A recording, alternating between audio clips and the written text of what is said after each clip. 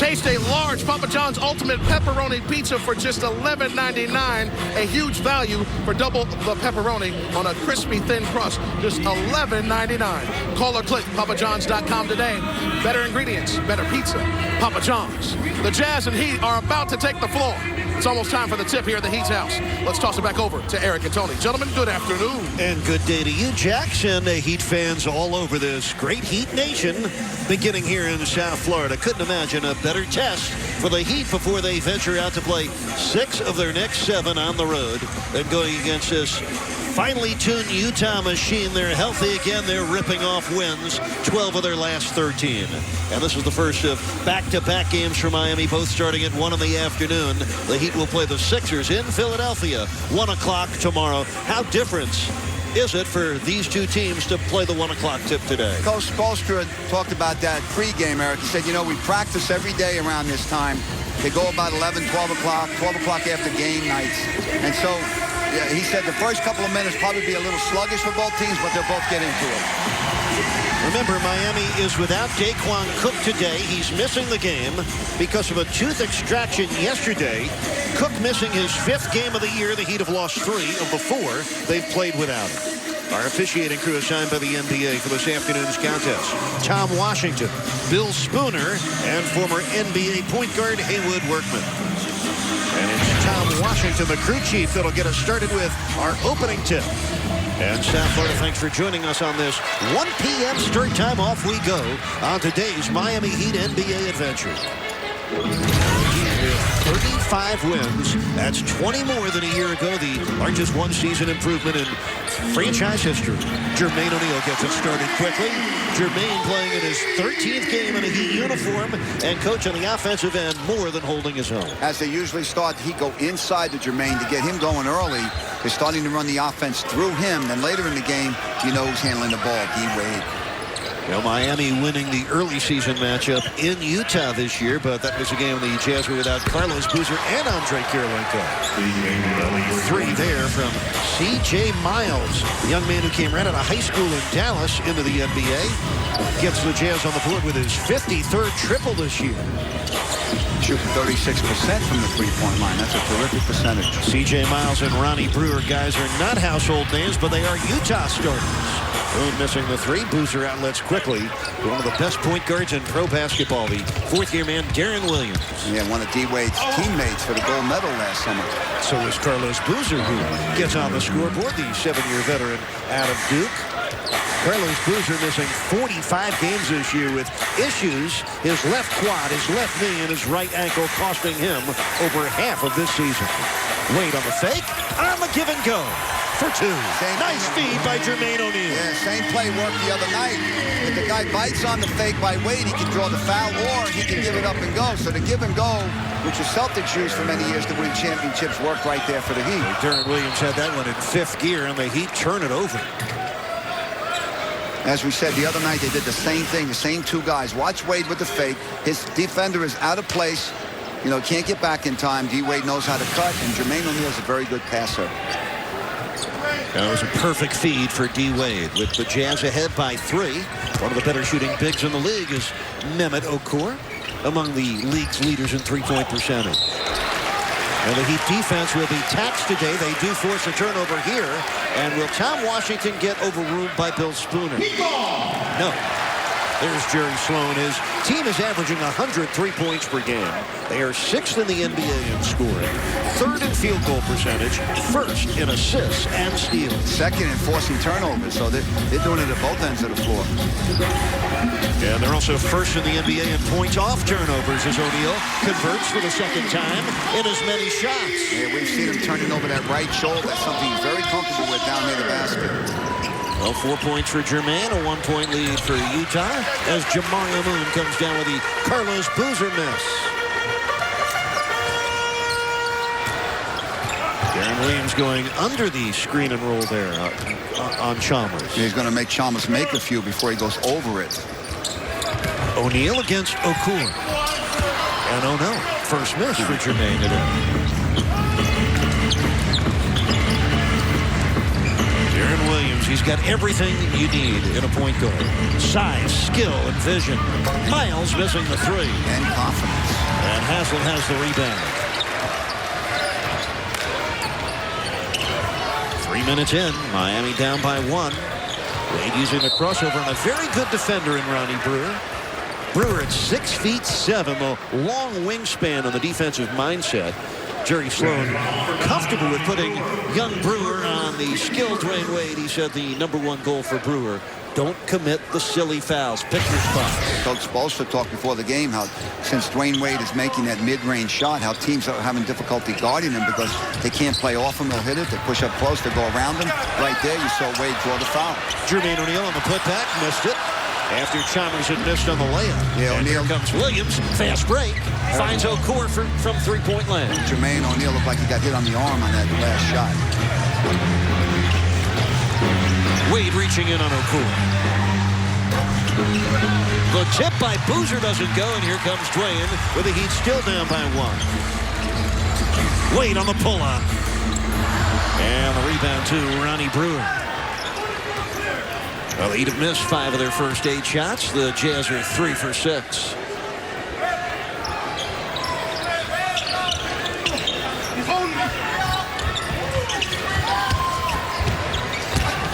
Williams driving by Chalmers. Lost it out of bounds. It'll stay with Utah. That's a very difficult assignment for Mario Chalmers, who's better coming off the ball for steals, but that's quite a one-on-one assignment for him today, Coach. Yeah, Deron Williams in his 4th year in the NBA, so he's got the savvy, the experience also from that Olympic team to go with all the ability and the instincts. Chalmers got lost in a maze of screens. Deron Williams knocking in his second jumper in as many attempts, so he's got 4 points and a couple of early assists. You mentioned he and Chris Paul, two leaders in the NBA in assists. The only 2 guys averaging double-figure assists for the season. Deron Williams was 3rd in the NBA in assists last year. Even better this season. Haslem with a miss. C.J. Miles with a rebound in the outlet. Jazz remain under the radar. One of the better teams in the West, one of the best offensive teams in the league, and they don't do it with spectacular plays. They do it like that with brilliant execution in half court. Very good recognition right there, knowing that the offensive player they're on the low post is being fronted. They skip the ball to the high post, got a high-low pass inside for an easy layup for Boozer. So 4 points for Boozer. That was a great assist by Mehmet Okur. And Okur reaching in commits the foul on Jermaine O'Neal. Okur's first. Utah's second. Here's what we were talking about. Look at the recognition of where the pass goes. When it goes to the high post, you've got Boozer with his defender on the high side. He's got an easy layup to the rim. And good look at Utah's work on the offensive end on your Marooney.com netcam replay. In South Florida, when you need a car, truck, or van, you know who to call by now. Call 1-877-MAROONEY. I think Jermaine may have gotten away with a little travel on that last play, Eric. He traveled before he got fouled. Now, today's game is being simulcast in Spanish. You can access this audio feature by selecting the built-in SAP option on your television. If you do, enjoy listening to the radio voice of the Miami Heat in Espanol. Jose Pineda with his color analyst, Joe Pujol. Yeah, La Voz. Jermaine O'Neal has 5 points for Miami, 5 of the Heat's first 7. They got to slow down the Jazz this end. Utah's hit 5 of their first 8 shots. Coach, year after year, they run the same stuff, and it always works. Yeah, the great execution. Jerry Sloan's an old-school kind of coach. He's got a lot of discipline with the system that they run. They're very fortunate. They've always had a great point guard to run. John Stockton and now Deron Williams. A 7-1 run by Utah. A couple of triples for C.J. Miles already in this game. Wade will try a 3. Kaboom! That's what happens when you play off of him. That time Brewer was dealing with the screen. He got caught up in it, and D-Wade buried the 3. 11 consecutive games Dwayne Wade has tripled. Here he comes up with a steal. On his way for 2 more. Dwayne Wade, well, it's 11 straight games with a 3. He's also got a steal streak going now. 9 consecutive games with at least one of those. Yes, didn't take him long for both streaks, did it? Matter of fact, Wade has 4 games in a row with actually 4 steals in 3 straight, but a slam dunk there, uncontested for Carlos Boozer. Utah continues to rack up easy scores. They've made 7 of their first 10 shots. You better be able to defend the pick and roll when you play the Utah Jazz, because they'll run you to death with that. That was too easy right there. 5.5 minutes left in this first quarter on a day where Dwayne Wade could become the franchise's scoring leader in Heat history. He's only 14 points shy of breaking Alonzo Mourning's record as Ron Brewer came in, and we get a foul on Jermaine O'Neal. First foul on Moon, and Miami's first foul of the fray. He is chasing down history, just a matter of time until Dwayne Wade passes Alonzo Mourning as Miami's all-time NBA scoring leader. The Jazz win it, and Jerry Sloan makes history. They broke the mold, you know, when they made him, because there aren't any like him in this league. I think he has a lot of Lombardi in him.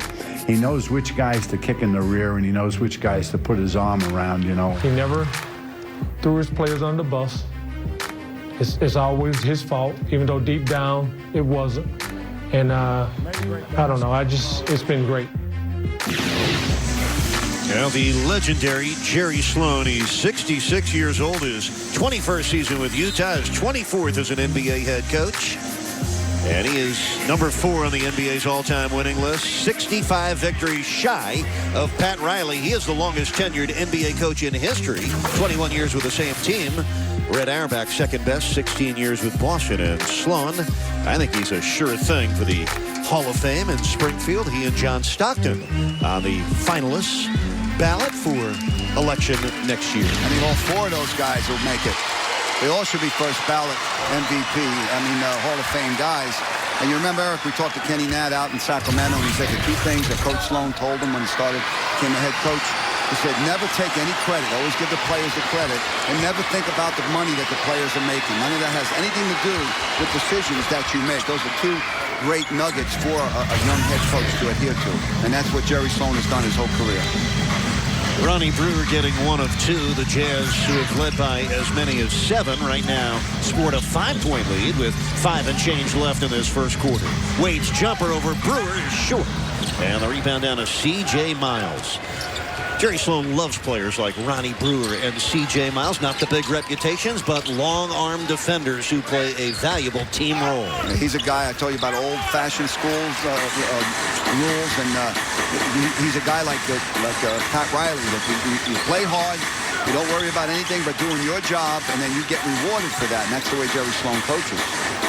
Jermaine O'Neal with a jumper that comes up short. Each just 5 for their first 13. Not getting much in the way of inside scores just yet. Utah coming here with a record of 41 and 24. They're 5 under 500 on the road at 13 and 18. Deron Williams, 5 to shoot. Dwayne Wade comes up with his second steal of the first quarter. Wade, waiting. number 2 in the NBA in steals this year. He was waiting for that, Eric. You could see him in the weight. He knew what Deron Williams was going to do, and then he stole it. That was knocked out of bounds by Deron Williams. Well, the Heat will retain possession and get a fresh shot clock. Watch D. Wade again. He's going to come from the left side. He waited just long enough to let Deron Williams think he had the pass, and then he stole it. Now a couple of changes for Miami. Michael Beasley for 1, and Luther Head making his Heat debut. Head coming off the bench as the Heat's first guard. Remember, Daquan Cook is not available today.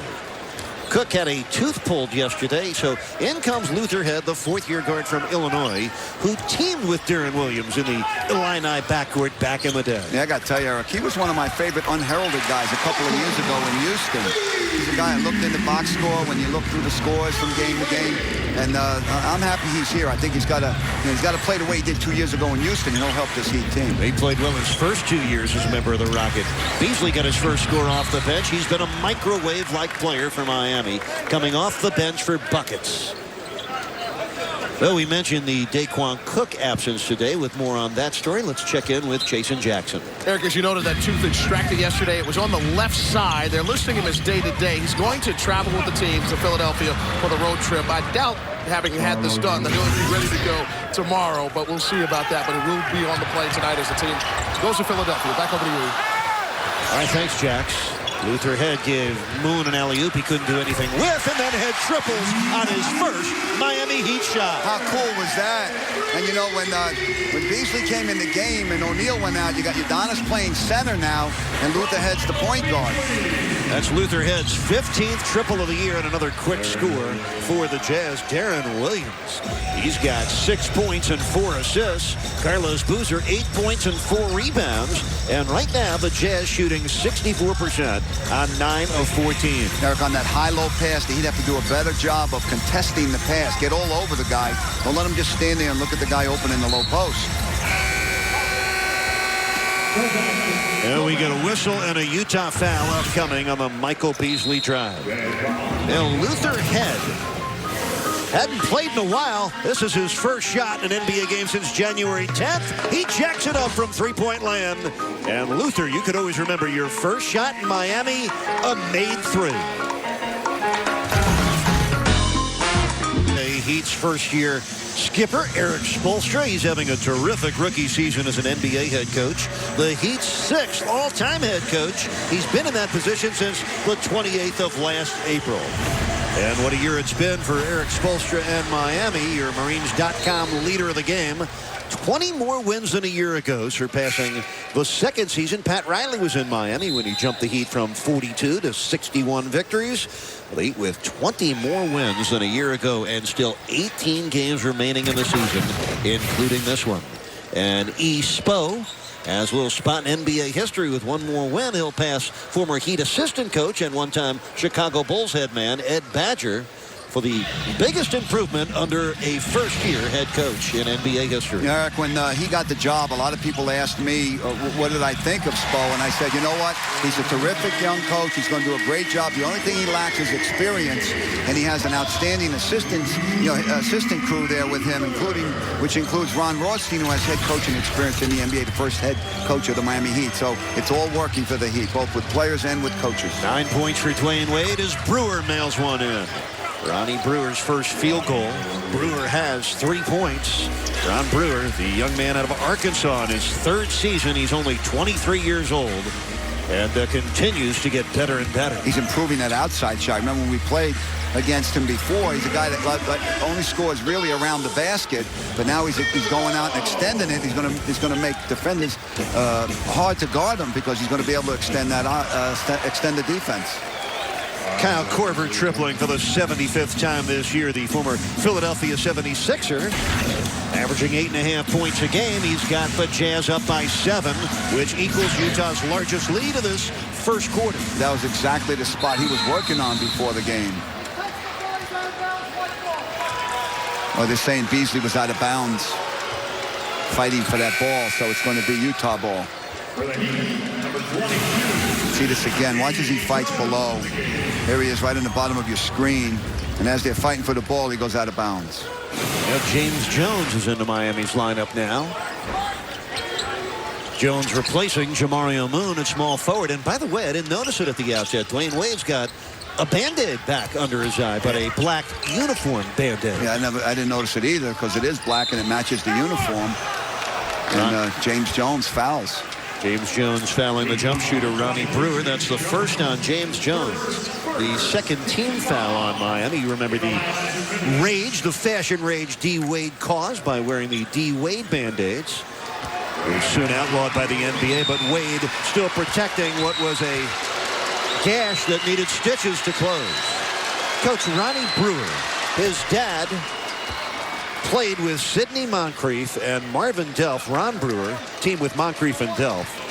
They became the well-known triplets for the Arkansas team that went all the way to the 1978 Final Four. Ron Brewer Sr. played 8 NBA seasons. And look at Ron Brewer Jr. follow up his own miss and get Utah another possession. See, as a coach today, Eric, you don't kick coach following your own shot, but Brewer knew that he was missing that shot, so he out-hustled everybody to the ball. Well, the Jazz, after the Heat had tied this game at 17, Utah's gone on a 10-2 run. Eric, the reason why you don't teach that is because when you're shooting the ball, you shouldn't be moving forward to go get the rebound. It's going to mess up your balance and rotation. Jazz turn it over, even though they are leading by 8 points at 27-19. This is their largest lead of this first quarter. And Utah taking liberties on the offensive end, shooting 65%. D. Wade hit it out. He deflected it, according to the outside official, Tom Washington. So Utah takes the ball out. What execution. Kyle Korver gets a layup on an inbounds play. 5 points for Korver since coming off the bench 2 minutes ago. It's a 10-point Utah lead.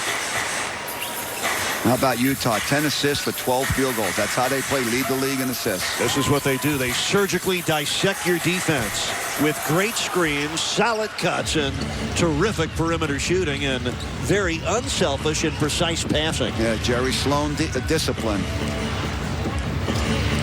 They had their 12-game winning streak end in Atlanta Wednesday, 100-93, in a game the Hawks played without the services of one of their starting forwards, Marvin Williams. 3 to shoot. Korver leading Brevin Knight.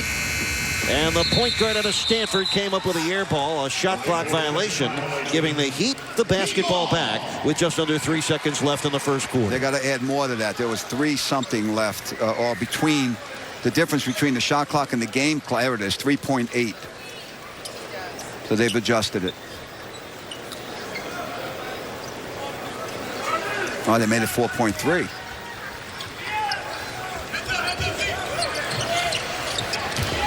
Beasley from half court. Oh, that looked good when he released it. Wow. Well, the Jazz scored 29 first-quarter points on 63% shooting.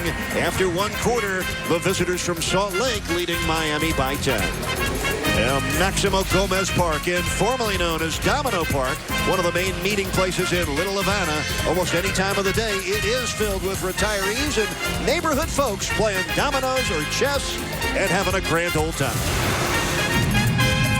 In Jackson with this afternoon's Kia card. Kia Motors, a power to surprise. We focus in on Carlos Boozer, who is back.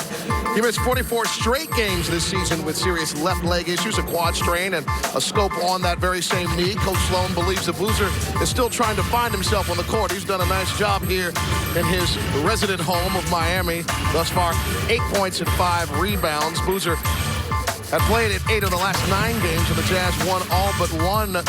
Sloan says winning is the bottom line, so he's not going to worry about the progress of Boozer.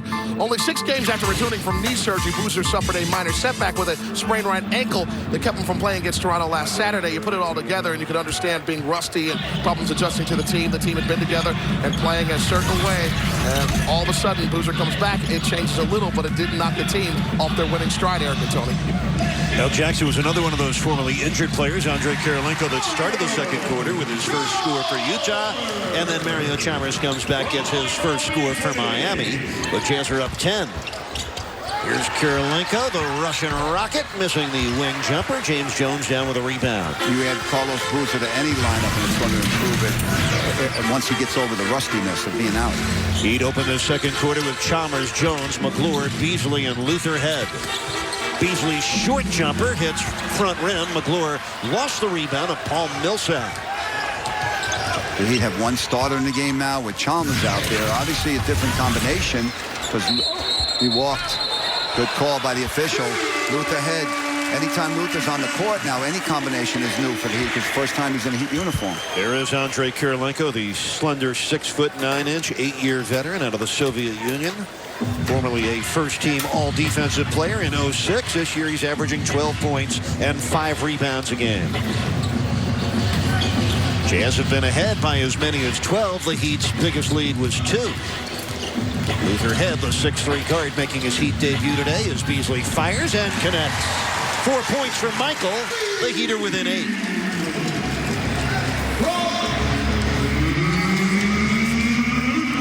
Luther Head picking up his first Miami assist, playing in his first NBA game this year since the 10th of January. He was waived a couple of weeks ago by the Houston Rockets and quickly scooped up by Miami. It made me feel old, Eric. I said something to him. He said, yes, sir. Yes, sir. That's just polite. I know. Nice rebound by Jamal McClure and the elbow swing to keep Kirilenko away. 2 minutes in, second period here in Miami. Chalmers driving on Knight, who reached in and committed the foul. Yeah, you know, Chalmers is very good at probing with his dribble. Change of pace dribble, both left or right, getting into the painted area and making good decisions. Heat fans, bring your Benihana receipt to the Verizon Wireless ticket office right here at the American Airlines Arena, and you get a very special buy one ticket, get one ticket free offer for the March Heat home game against Memphis and Orlando. It's not valid with any other offer. Restrictions do apply, and it is subject to availability. For more information, visit heat.com.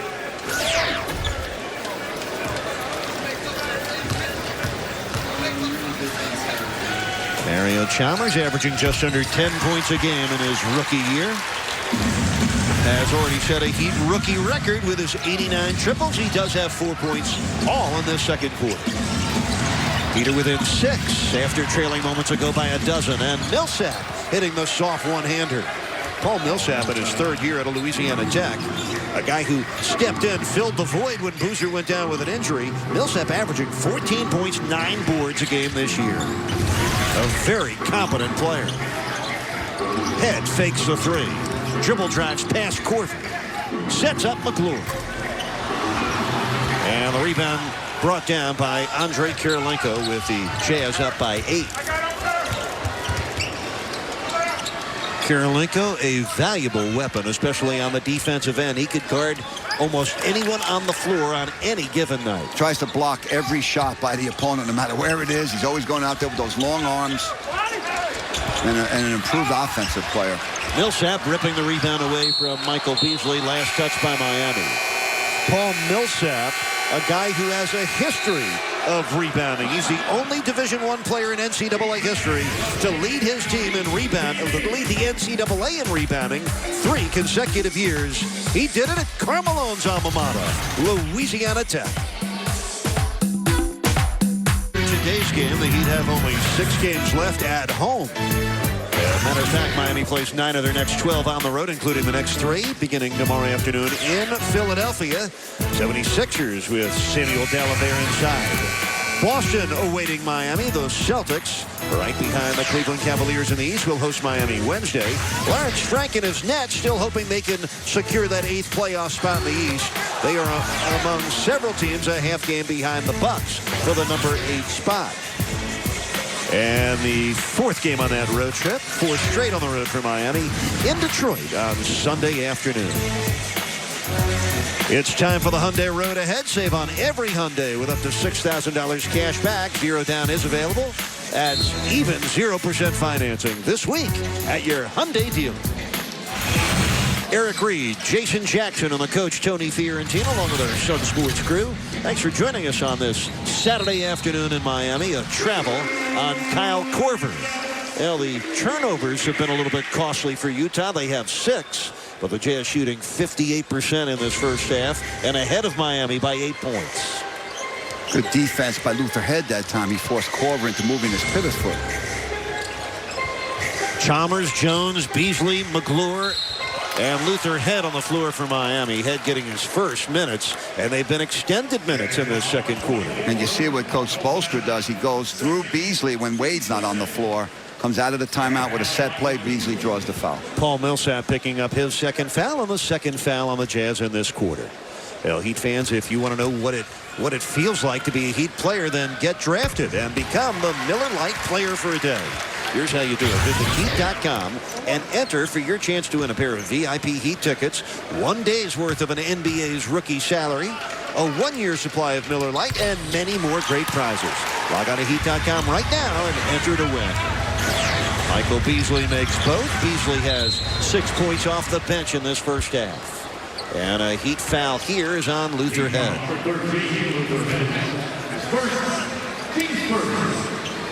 Luther Head was a second-team all-rookie player when he averaged almost 9 points and made 113 triples for the Houston Rockets. And then 2 years ago in his second year, he averaged 11 points a game and hit 177 from downtown. And what Luther does for the Heat, Eric, is that he gives Dwayne Wade a little more rest on the bench. You can keep him there because you got a veteran guy that can come in as the backup point guard. And, especially with a game tomorrow, all those minutes that Dwayne's been playing. He's in the top 9, I believe it is, in the league in minutes played. So it gives him a little more of a rest.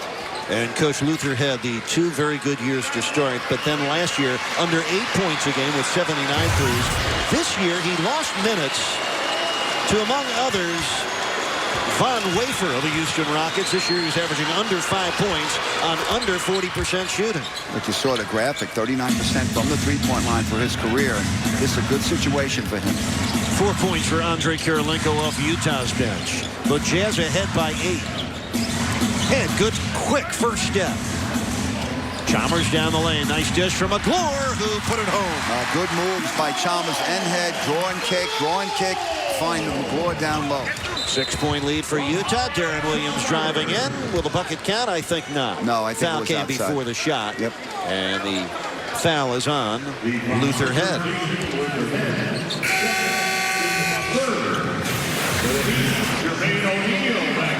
You can see that the draw and kick as Chalmers gets into the lane area.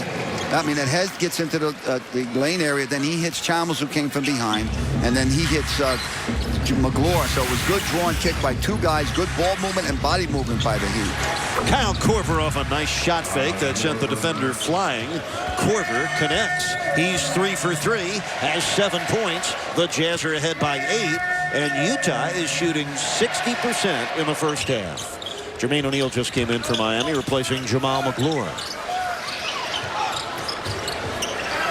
Head faking on the 3. 5 on the shot clock for Luther. 3 for Beasley. 2 for Beasley. And the rebound tip by Korver. Back to Jermaine O'Neal. Fresh shot clock for Miami. James Jones down low affected that. He was in the inside, and it's only appropriate that he should get the three-pointer there. Good job by Jones, allowing O'Neal to get the offensive rebound. The 11th triple this year for James Jones. Miami gets their 3rd triple of the day. Down 5, and Millsap has it bounce off. James Jones outlets the rebound. A very active James Jones at both ends of the floor. Under 7 minutes left, second quarter. Nice pass by Head. Jermaine O'Neal drops in the jumper. 7 points for Jermaine O'Neal, and Luther Head doing a nice job of getting the basketball into the right hand. You know, Eric, the tendency by a guy, first game for a team, wants to impress, tries to do too much. Luther Head's playing within himself, not trying to do too much and doing a good job. Basket counts for Deron Williams, the foul against Michael Beasley. Deron Williams does it against everybody. But Luther Head, as you mentioned, Eric, doing a good job off the bench. Good pick and roll, nice pass to Jermaine. He's got that little 10, 12-foot baseline J. And as you mentioned, Luther Head doing a real nice job off the bench. You know, Tony, we talked a lot about Utah's injuries. Carlos Boozer missing 45 games, Kirilenko missing 15, Matt Harpring 14, and Deron Williams, he's missed 14 games this year, including the first 13 when he was recovering from a sprained left ankle. The Jazz having players step up, and all of those occasions, they kept winning even with some of their best players out with injuries. Yeah, when the Heat won in Utah earlier in the season, Deron Williams was coming off that sprained ankle, so he wasn't 100%. And you look at the myriad of Utah injuries to key guys, and still they're 41-24. They've won 12 of their last 13 games. Yeah, but the guy who's always been there is Jerry Sloan, of course. Well, they were 26-22 through the month of January, but they turned the season around, winning 15 of their last 17 games. 3 to shoot. Chalmers from downtown. Kaboom! Good shot awareness by James Jones and Chalmers on that play. Mario Chalmers with the 90th, triple number 90 of his rookie year. And there you see Kirilenko is being guarded by Chalmers. You know, when they come at you in transition, you got to pick up the closest guy. And the Heat now are out of sync defensively because they never were able to match up with who they wanted to, and it results in a 3 by O'Clough.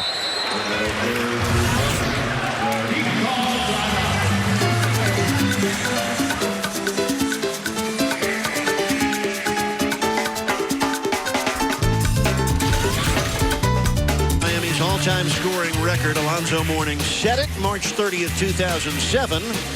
So with 9,459 points in 593 games, Dwayne Wade started the day 20 points away. This is his 380th game. So if he breaks the record today, he'll have done it in 213 fewer games than Alonzo. Dwayne Wade has 9 points on 4 of 7 shooting, so he's 11 away from tying and 12 away from becoming the Miami Heat's all-time scoring leader. Eric, how about the Heat with a backcourt of Chalmers and Head in this quarter, a little over 6 minutes. The Heat was down 10 when Wade in between quarters. Wade went out after the first quarter, and now the Heat are down 6. So they've cut 4 points off that deficit without Wade in the lineup. And Dwayne Wade just picked up an offensive foul, setting an illegal screen. And Wade getting a nice rest. Half the second quarter he spent on the bench. He has 9. Chalmers and Jermaine O'Neal each with 7. Deron Williams has 9 points. Carlos Boozer 8 for Utah. Okur barrels in. Offensive foul.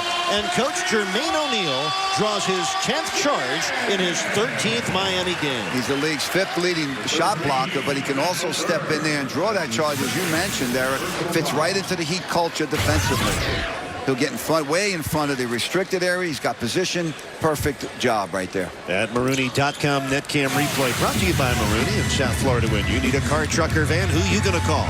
Call 1-877-MAROONEY. And in fairness to Jermaine, he has said repeatedly that drawing offensive fouls part of his game repertoire for his entire career. He takes pride in that, so it does fit right into the way the Heat preach defense here in Miami. Yeah, he got over anxious on that screen and was moving as his teammate Wade came off of the screen, so he got called for a moving screen. Offensive foul. By the way, Jermaine O'Neal's first foul. He does have a shot blocking streak of 17 consecutive games. He hasn't had one yet today. Second best in the NBA to Tyrese Thomas of the Chicago Bulls. 6-point lead for Utah. 5 minutes left in the first half. This is Carlos Boozer against O'Neal. Boozer threw it away. Good defense by O'Neal and Haslam. That's 7 Utah turnovers. 8 Utah turnovers in the first half. Wade dribble drives through for the jumper for 2. How pretty is that? That time he weaved his way to the foul line, so he didn't have an opening to the rim, so he used that step back dribble and buried the J. Wade has 11, 10 points from becoming Miami's all-time scoring leader. Be great if it happens here at home today. Well, nice looking shot there. Kyle Korver, he is true, the 6-year veteran out of Creighton. Korver has 9 points, Tony, off the bench on 4 of 4 shooting. Very good shooter. And you mentioned Wade. The Heat would like him to break that record in the first half. Jermaine O'Neal missing on the dunk. Came up a little short. Okur now with a rebound. He doesn't have that lift that he had before. I think that knee is not as solid as he would like it to be. When he gets inside, he's got to put it up, but he can't dunk it as yet. Wade has 14 points. Miami, for the 3rd time in this quarter, has cut the lead to 3. And for the first time, the Heat come back in the 2-3 zone off the made free throw. Okur was fouled by Jermaine O'Neal. The Heat were down by 12. Just 15 seconds into this quarter at 31-19. That was the second foul on Jermaine O'Neal. Miami's over the limit. The American Airlines Arena will be rocking when the 2009 playoffs roll into town. Heat fans, don't miss your chance to get in on it. Tickets will be scarce. The games always sell out quickly. The only way to guarantee seats for every Heat home playoff game is to become a Heat season ticket holder. Reserve your Heat season tickets for next season with a $250 per seat deposit, because your deposit makes it possible for you to purchase playoff tickets before they go on sale this year to the general public in April. For more information, call 786-777-HOOP. Ticket sales reps are standing by, and the Heat looking to make the playoffs for the 13th time in 21 years. And for the 5th time in the last 6 seasons. Eric, it doesn't matter who the opponent is. Fans are coming but in droves to the arena because of D. Wade. He's worth the price of admission. And today we got a 1 p.m. game, which is usually not a good game for fans to attend on a nice day in Miami. This arena's got a big crowd here today. Okur has 4 points. The Jazz lead by 4. Wade, catch and dribble. Udonis from the wing. Oh, even with the Boozer closeout, Haslam able to connect on his first field goal of the day. Miami's within 2, the closest they've been here in the second quarter. Williams got by Wade. Somehow found Korver for 3. And the rebound trickles off the hands of Udonis Haslam. Good closeout by the Heat. Korver's not getting open looks on the last 2 shots. It throws you off a little bit when you got a guy running at you as opposed to being wide open. Watch the closeout by Jamario Moon. See, Korver did not really get the rhythm he wanted on that shot. He was distracted a little bit by Moon, and he missed it, but the Heat didn't corral the rebound. Miami trailed by 10 after 1 quarter. We mentioned by 12 early on in the second. Dwayne Wade and a block on Deron Williams. A rather vicious block from behind. The Heat with a chance to tie it or take the lead. Best shot blocking guard in the NBA since he came in the league 6 years ago. Korver comes down with Wade's missed shot. Here comes Deron Williams. Williams picked up by Chalmers. A collision and a score. So Deron Williams has 11 points and 6 assists. The talented young man from Illinois has made 5 of his first 7 shots. His Utah Jazz are shooting 54% here in the first half. And they've out-rebounded the Heat by 8 right now. Wade, off contact with Brewer, still makes the jumper. Dwayne Wade, 16 first-half points, 5 away from becoming the Heat's all-time scoring leader. And Brewer hurt his ankle, Eric. He's limping up the floor, wincing as he comes up. So let's see how that plays out. Boozer misses on the flip. Boozer keeps it alive, but it comes down to Mario Chalmers. Wade tapped it away.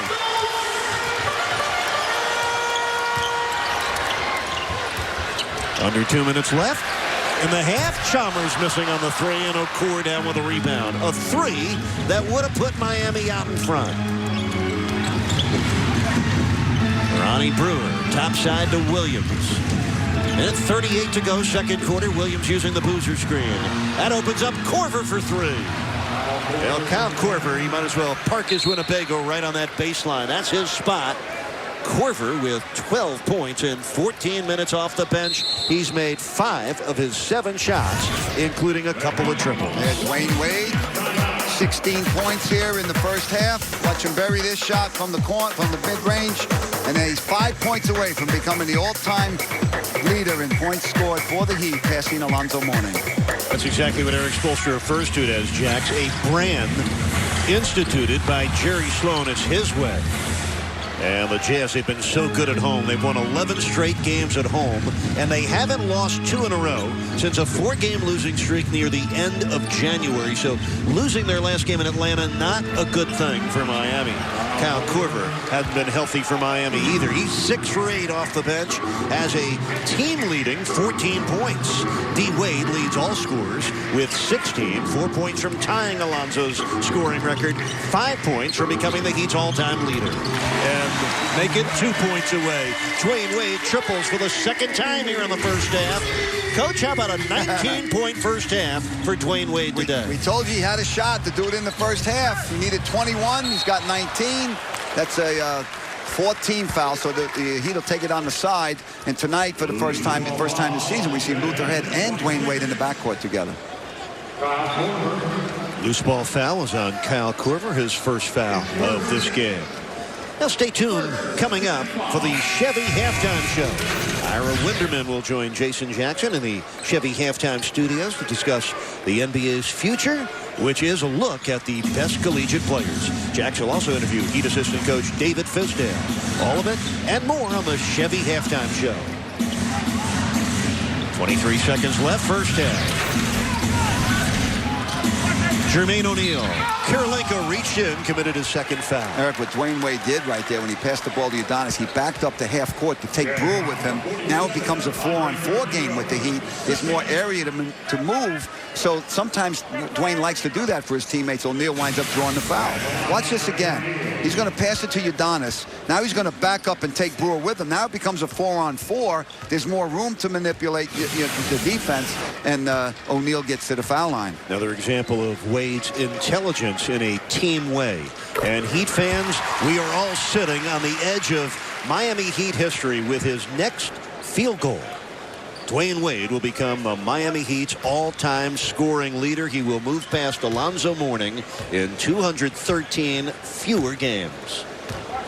I know Alonzo is going to be very happy to hand this baton over to D. Wade. Yeah, you never hate to have somebody, you never like to have somebody break your record, but if they're going to do it, then someone as great as D. Wade is, he deserves it.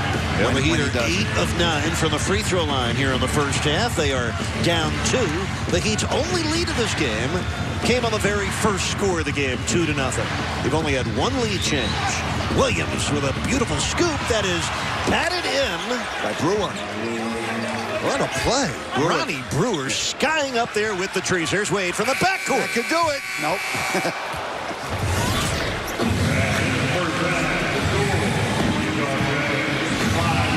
corner jumper. And you can see there's so many different ways that he can score. It's impossible to stop him. Third quarter here at the Heat's house is underway. Okur pitching back to Ronnie Brewer. It's Brewer, Williams, Okur, C.J. Miles, and Carlos Boozer for the Jazz. That's a good field goal for Deron Williams. He now has 13 points to go along with 8 assists. Williams has made 6 of his 10 shots, and you can clearly see why he is regarded as one of the top 1, 2, or 3 point guards in professional basketball. Yeah, you can see he has a great pace. Wade drives. Oh, I'm sorry, Tony. Wade drives in. He missed it. Yeah, he has a great pace to his game, doesn't he, Deron Williams? He can speed it up when he has to, but he also plays at a speed that Coach Sloan wants him to. Here's Wade ahead of the field. He did it. Dwayne Wade has just become Miami's all-time scoring leader. He earned it. He assumes his rightful position as the best scorer in the history of the Miami Heat. He breaks Alonzo Mourning's record in 213 fewer games. And you get the feeling that's only about maybe half of what he's going to score in his career. Well, Miami down by 4. Here comes Chalmers. Okur knocked it free. Haslam couldn't hold on. Moon deflection to Mario. And it rolls in. How about that sequence right there? The Heat are within 2. Dwayne Wade's record-setting basket coming with 11:10 remaining in this third quarter. It's only appropriate that he did it on a dunk. And Jermaine O'Neal continues his shot-blocking streak now to an 18th consecutive game.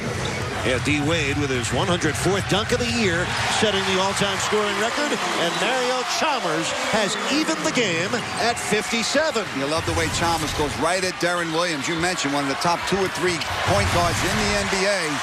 But you know that Chalmers not going back down from anybody. Well, this is the first time today the game has been tied. A 6-0 Heat run to open up this third quarter. Jermaine O'Neal drives in. Haslam collects the rebound. O'Neal puts it home. Good assist to Udonis. He went up. He got caught under the board. Found O'Neal even though it was tight quarters, and O'Neal finished. Well, Jermaine O'Neal now with 11 points. The Heat have their first lead since the game was 2-0, and the Heat have a new all-time scoring leader. That's a 20-second timeout for Utah, and right now they're going to let the crowd know about D. Wade. Let's listen in. Dwayne Wade has become the leading scorer in Miami Heat history.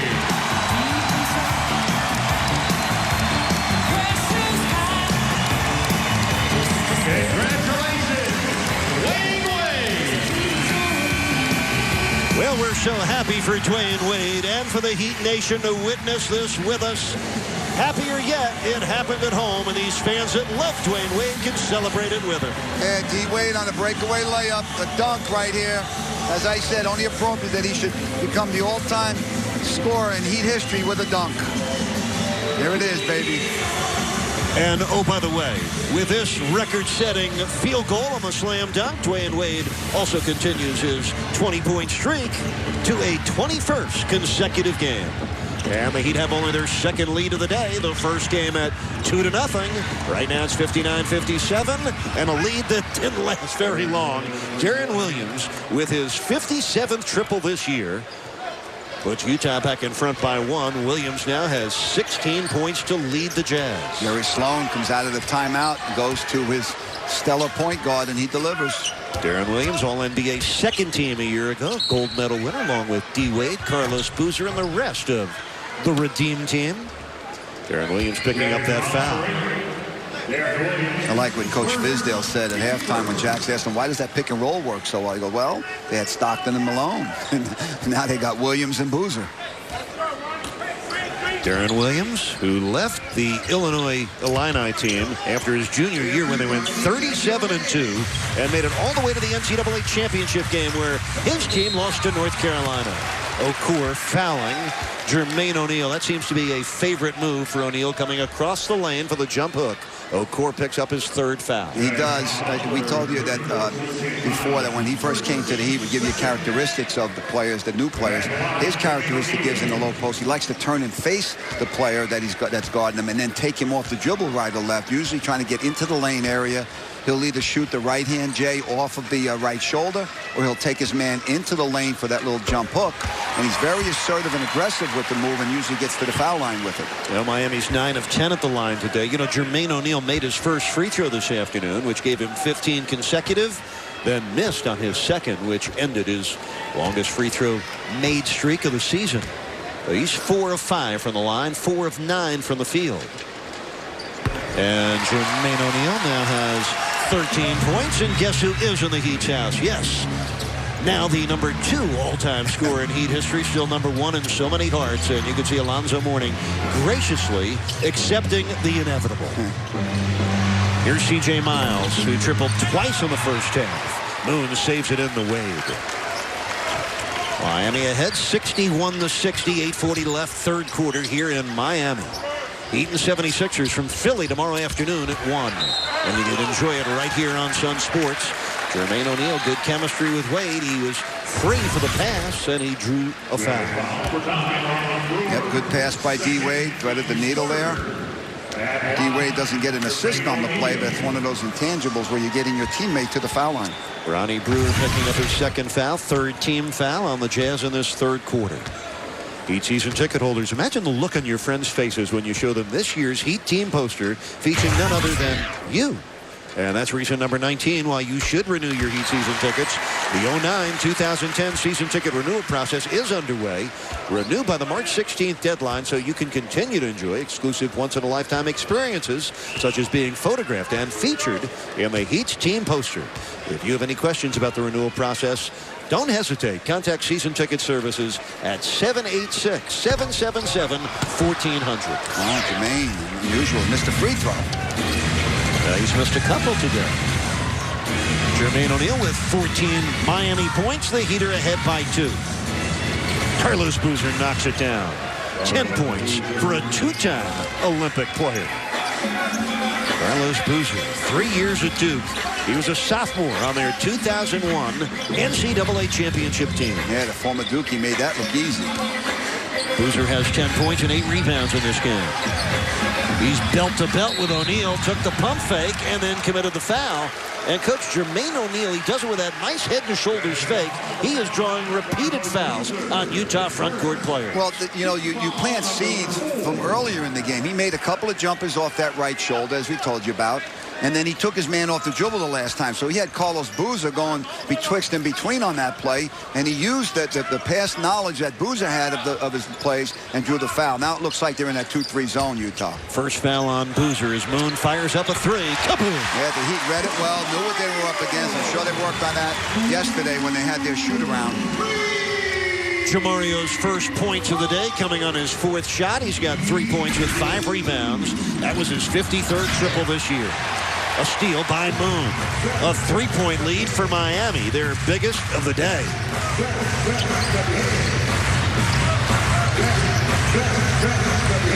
Nice pass. Jermaine O'Neal puts it home, and another hookup between Wade and O'Neal. That bread and butter play by the Heat. It's either Jermaine O'Neal with the Wade or it's Udonis with Wade. They do a great job of slipping or pick and roll to the basket, and Wade finds them. Carlos Boozer launching. Mario Chalmers runs it down. The Heat outscoring Utah in this quarter so far, 16-7. There you see O'Neal again. He faced his man. Now he turns his back to him. Boozer knocked it off the leg of Jermaine O'Neal. Utah takes it over. Jermaine O'Neal, did he get hit in the head or not? Look at the headband. 16-point day so far for J.O. Imagine telling the ref, look at my headband, I got hit. They're not going to buy that. Carlos Boozer, 17-footer, bottoms up. He doesn't usually miss that shot. 12 points for Boozer, who's averaging 16.5 this year and shooting 52% last year. Boozer played in 81 games, averaged a career-high 21 points. Also had 10 rebounds a game a year ago. Yeah, it's tough coming off injuries when you have to get into shape while the games are going on. Jermaine O'Neal off his own rebound. Missed the short jumper, but Boozer lost it out of bounds and then just put his hand right into the camera. Let's see what happened to Jermaine O'Neal on this play. He felt he got fouled on this. They called the ball off of him. He felt he got hit in the face. Yeah, you can't see it from the angle we had. If it was very faint. C.J. Miles reaching across the body of Mario Chalmers, picking up his first foul. And, Coach, before Miami could pick up a single team foul in this third quarter, Utah has accumulated 5. Michael Beasley is in. Jermaine O'Neal is out. 16 points and 4 boards for Jermaine O'Neal in today's game. When that happens, it usually means one team's being more assertive of going to the rim, more so than the other team. And we got Beasley in the game, as you mentioned. That means Udonis moves to that center spot. Beasley's the power forward. And then you got your 3 perimeter players stay the same in Wade, Chalmers, and Moon. You know, part of Miami's improved offense has been their much improved free throw shooting. They're 13 for 15 in this game. Chalmers has 13 points. Miami ahead by 5. Miles for 3. And Michael Beasley comes down with his first rebound today in his 11th minute of action. Tough shot by Miles. Step back, Jay, under duress from the 3-point line. Wade was fouled by Carlos Boozer there. Yeah, Wade used that screen by Udonis real well. He split the defenders like he usually does, got in the lane and drew the foul. So Carlos Boozer, the 2-time All-Star, picking up his 2nd foul, both coming in this third quarter. And Dwayne Wade to the line with 21 points today. El Heat fans, on the next edition of Inside the Heat, they'll look into the lives of Heat rookies Michael Beasley and Mario Chalmers. You can watch the players tour the Everglades and learn more about their lives growing up. It's Inside the Heat, Michael Beasley and Mario Chalmers, tomorrow at 4 o'clock, following the Heat and the Sixers game from Philadelphia, right here on Sun Sports. For a preview of tomorrow's Inside the Heat show, log on to sunsportstv.com and click on the Miami Heat link. Yeah, the Heat jumps on a plane right after this game, flies to Philadelphia, starts a 4-game road trip. Leader 14 of 17 at the foul line today. Dwayne Wade with 22 points. Miami's up by 6, largest lead of the afternoon for the Heat. And Chalmers knocked it away. Well, with the Heat up by 6, we get a timeout with 5:42 left in the third quarter. A third quarter where Dwayne Wade surpassed Alonzo Mourning as Miami's all-time scoring leader. When we come back, Jason Jackson will talk to the man Dwayne Wade just passed. As Miami's all-time scoring leader, he just moved past Alonzo Mourning in 213 fewer games. A great one, passing another great one. And as promised, Jason Jackson sitting courtside next to Heat legend Alonzo Mourning, a man who will have his number hanging from the rafters by the end of the month. Eric, thank you very much. Here with Miami Heat's number 2 all-time scorer. Alonzo, knowing the relationship you have with Dwayne, being a fellow champion, being a philanthropic figure with him, lifting him up as well, I imagine you're okay. He's the man that's replacing you. Listen to me. I'm excited for him. I'm just glad I'm here to witness that particular moment. You know, he's probably playing some of the best basketball I've seen from any player in a very, very long time, you know. And if anybody had to take that torch, I was rooting for him to do it. They did it on a dunk, so that's appropriate. A little chin up too on it. Very appropriate. You know, records are made to be broken, and I knew that it was only a matter of time that he was going to do it, especially with the way he's putting the ball in the basket right now. Do you have an official opinion on this MVP debate that's rolling around now that America has decided that Dwayne is playing at the same level as LeBron and Kobe? You know what? We could be here all day talking about my opinions about the MVP. Voting, you know, because I felt like I should have won it back in the 90s, you know, but it's so political and it's unfortunate that it is that way. And I don't have anything against the media, but I don't think the media should have anything to do with choosing who the MVP is. I think the coaches and the players should have that decision as well as the people in the front office, you know, but I think D. Wade is very much deserving of being the MVP of this league this year, you know, just based on his leadership on and off the court, you know, and the impact that he's having on his team, you know, and how he's making all his other teammates better. You know, I think he's very much deserving of getting the award this year. Before we started our conversation, Eric alluded to a great event that's coming down the avenue. In just about 2 weeks, number 33 is going up in the rafters. As the time nears us, how is the excitement building in you? Well, you know, I really don't want to think about it, you know, because Jason is very bittersweet to me, you know, and obviously, you know, part of me wants to still be out there and trying to help my teammates, you know, possibly, you know, win another championship. And then the other part of me tell you the truth, and I don't miss how I felt waking up in the morning after games. Well, yesterday we were in the right place at the golf course watching Tiger. We'll be there next playing with each other. It's good to see you as always, Alonzo. Good to see you too, man. Thank you. All right, Eric and Tony, back over to you. Thank you, Jax. You know, for years we loved to see Alonzo Mourning scowl. Now nothing makes us happier than seeing Alonzo Mourning smile. We want to thank Alonzo not only for all he's done for the Miami Heat, all he did for us, Coach, on our beautiful tournament, golf tournament, and call of the game dinner the other night. We awarded Zoe's wife, the lovely and talented Tracy Wilson Mourning, with our Community Service Award. And the Mourning family enjoyed the night with us. They really stepped up for us. No doubt. You know, we had an unbelievable day and evening that day. We raised a lot of money for two great causes, Day School Athletic Foundation and Lawrence Kids. And can't say enough about Scott Rothstein and Ron Book. And, you know, you and I were there. And a guy like Alonzo Mourning, the way he supported that event, people like that, it's just unbelievable. And we want to thank everybody, the committee members and everyone involved with it. And the award was very meaningful because it was Sonny Hirsch, a 28-year voice of the Miami Hurricanes that originally brought Hank Goldberg into the profession of radio. No, it was a great, and we are appreciative to everyone who helped us do that. We're going to get bigger and better next year.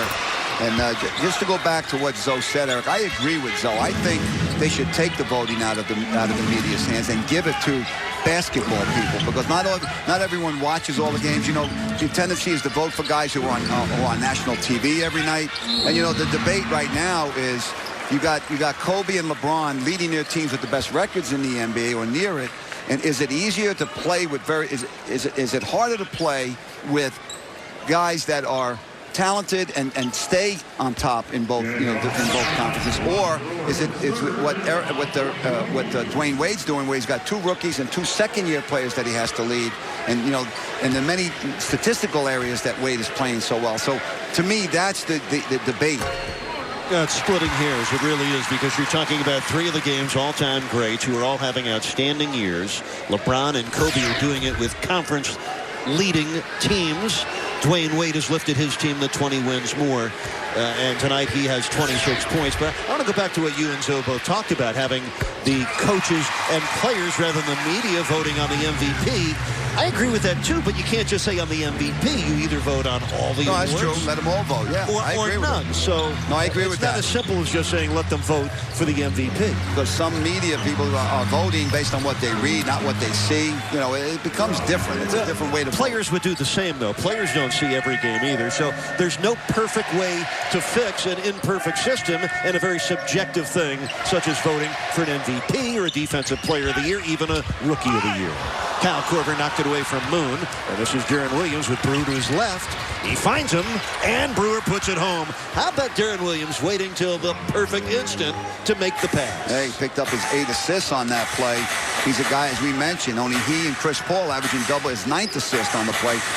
They're the only two guys averaging double-figure assists in the NBA. Ron Brewer has 12 points in this game. The Heat lead by 2. Head finds Haslam.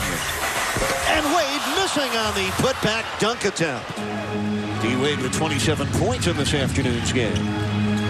Brewer. This is Boozer from 20. And the rebound down to Udonis Haslem. That's 6 rebounds for Haslem.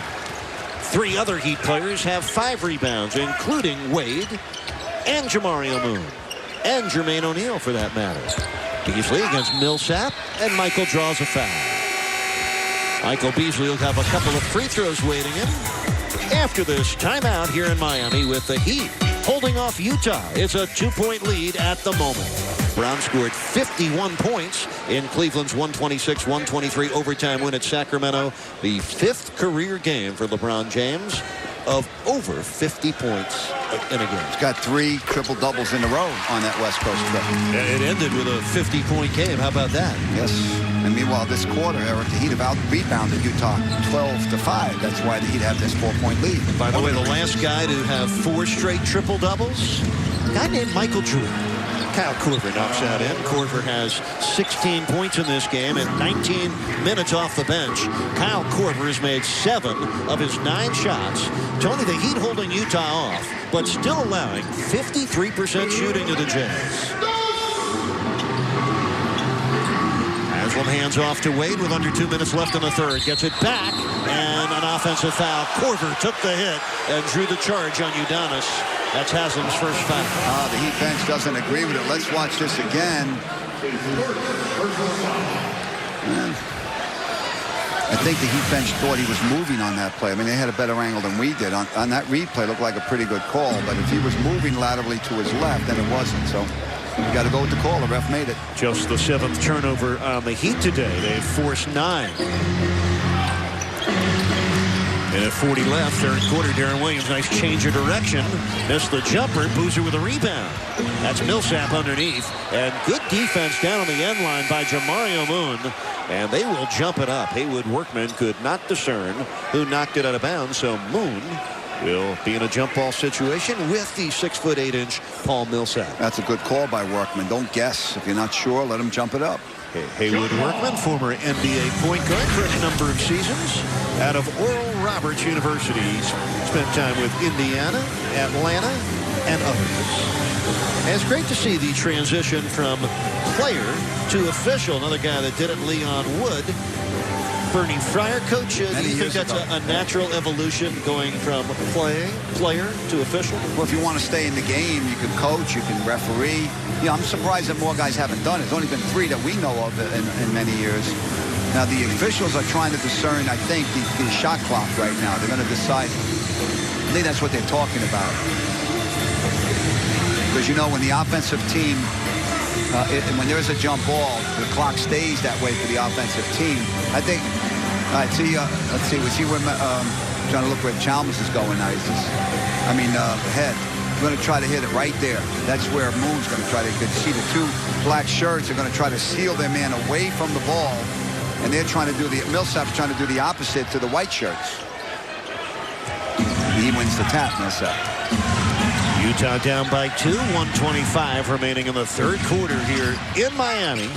He played the Sixers in Philadelphia tomorrow afternoon, a 1 p.m. tip right here on Sun Sports. Good help defense by Moon to knock it out of there. 3 on the shot clock. Now 1. Wade stripped it. Here he comes. You know, Eric, that was very close. Why wasn't that a shot clock violation? Luther had it in his hands before the shot clock went off. That's a very thin line there, whether you call 24-second clock and give the ball to the Heat or let them continue. I think they're going to look at that in the offseason and maybe change the call. If it's anywhere near possession by the defense, they should let them have it rather than take away the fast break. Meanwhile, Boozer got it right back for Jerry Sloan's Jazz, plus Dwayne Wade's 3rd foul. Carlos Boozer will go to the line with 15 points. Let's watch this again. Okay, watch the shot clock up in the right-hand corner. All right, watch Luther Head catches the ball. Up in the right-hand corner, you can see the clock right there. Okay, he's got the ball. Luther Head has the ball. The shot clock had 1 second on it. So that was a good call by the officials not to take away the fast break. And great camera work. Kudos to the Sun Sports camera guys and producer-director Ted Ballard. He got you a perfect look at it. A.J. Speaks doing a good job with that. Owens, here's Moon for 3. And the rebound bouncing right to Korver with the Jazz down 1. Brevin Knight at the throttle. Knight filling in for Deron Williams, who's on the bench with 18 points and 10 assists.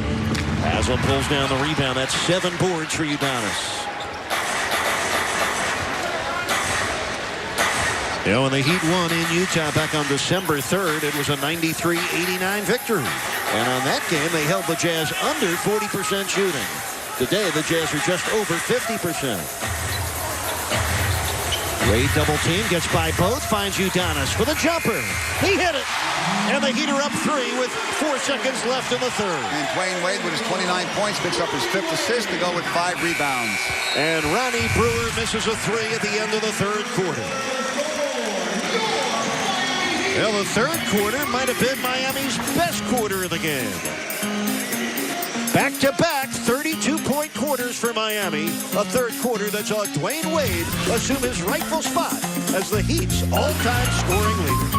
Quarter underway. Miami leading Utah 83-80. Coach, been a very good game. Yes, the crowd's into it. Every game's like a playoff game for the Heat because they want to get that 4th seed. You said it earlier, it's going to be difficult because Atlanta's on the long home stretch while the Heat have to go on a 4-game road trip. How about Luther Head driving to the basket, hitting the runner?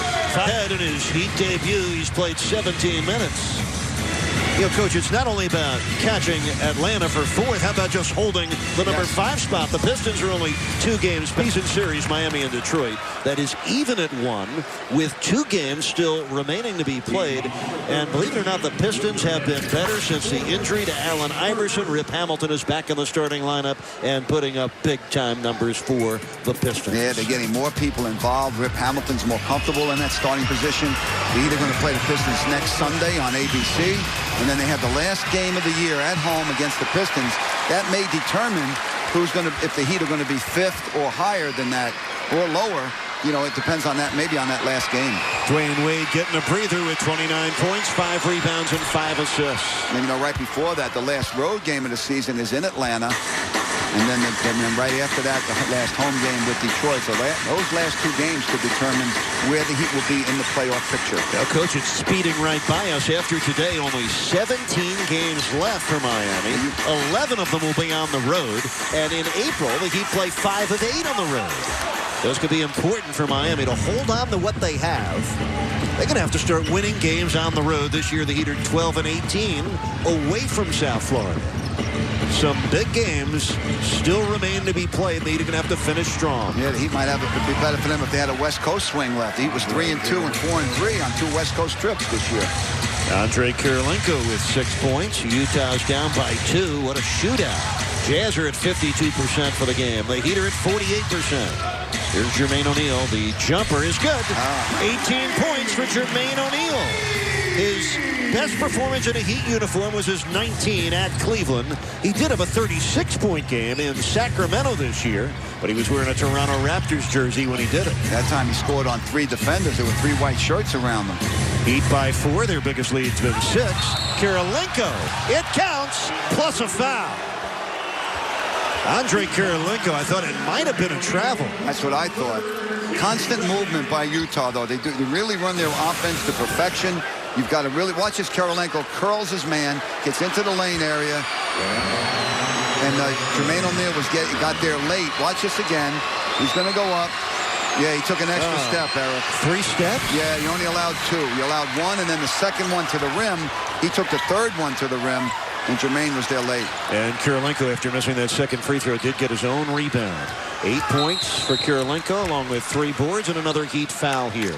With 10 minutes to play in this 4th quarter. Mario Chalmers picking up the foul. That is the first on Chalmers. The 3rd team foul on Miami here in the first 2 minutes of the 4th quarter. Utah going with Brevin Knight, Andre Kirilenko, Kyle Korver, Paul Millsap, and Mehmet Okur.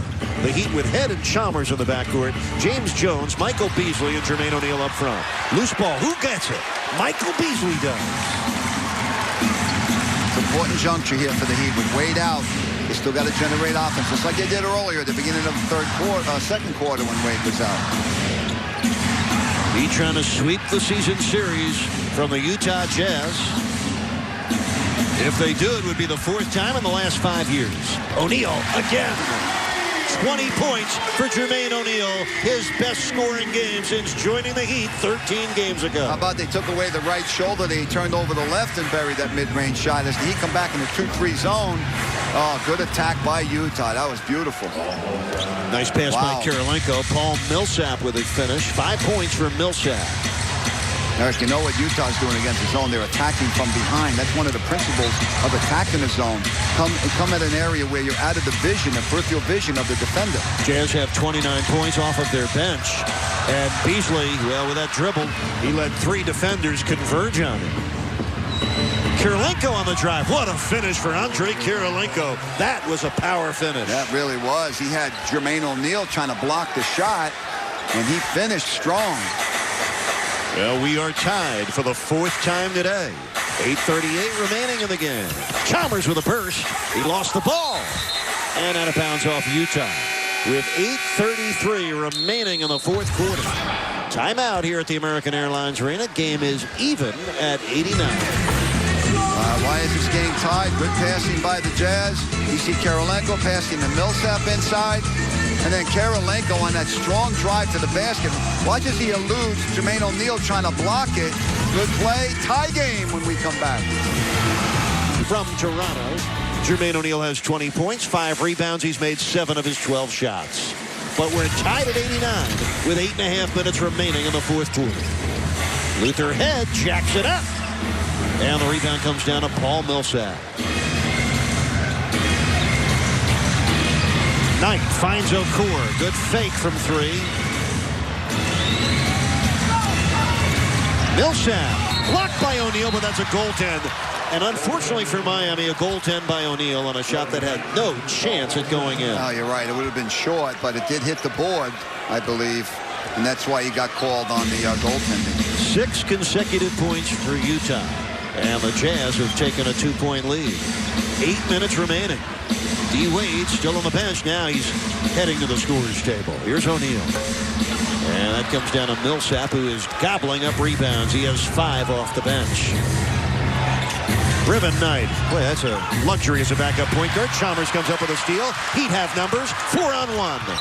And Haslam goes down on the foul by Paul Millsap. And there is an art to doing that. It was a 4-on-1 break for Miami. And Millsap, that's a wise move, Coach. Wasn't dirty, wasn't flagrant, just a smart foul. Very smart. Don't give him the layup. Put him on the foul line. Good hard call or hard foul.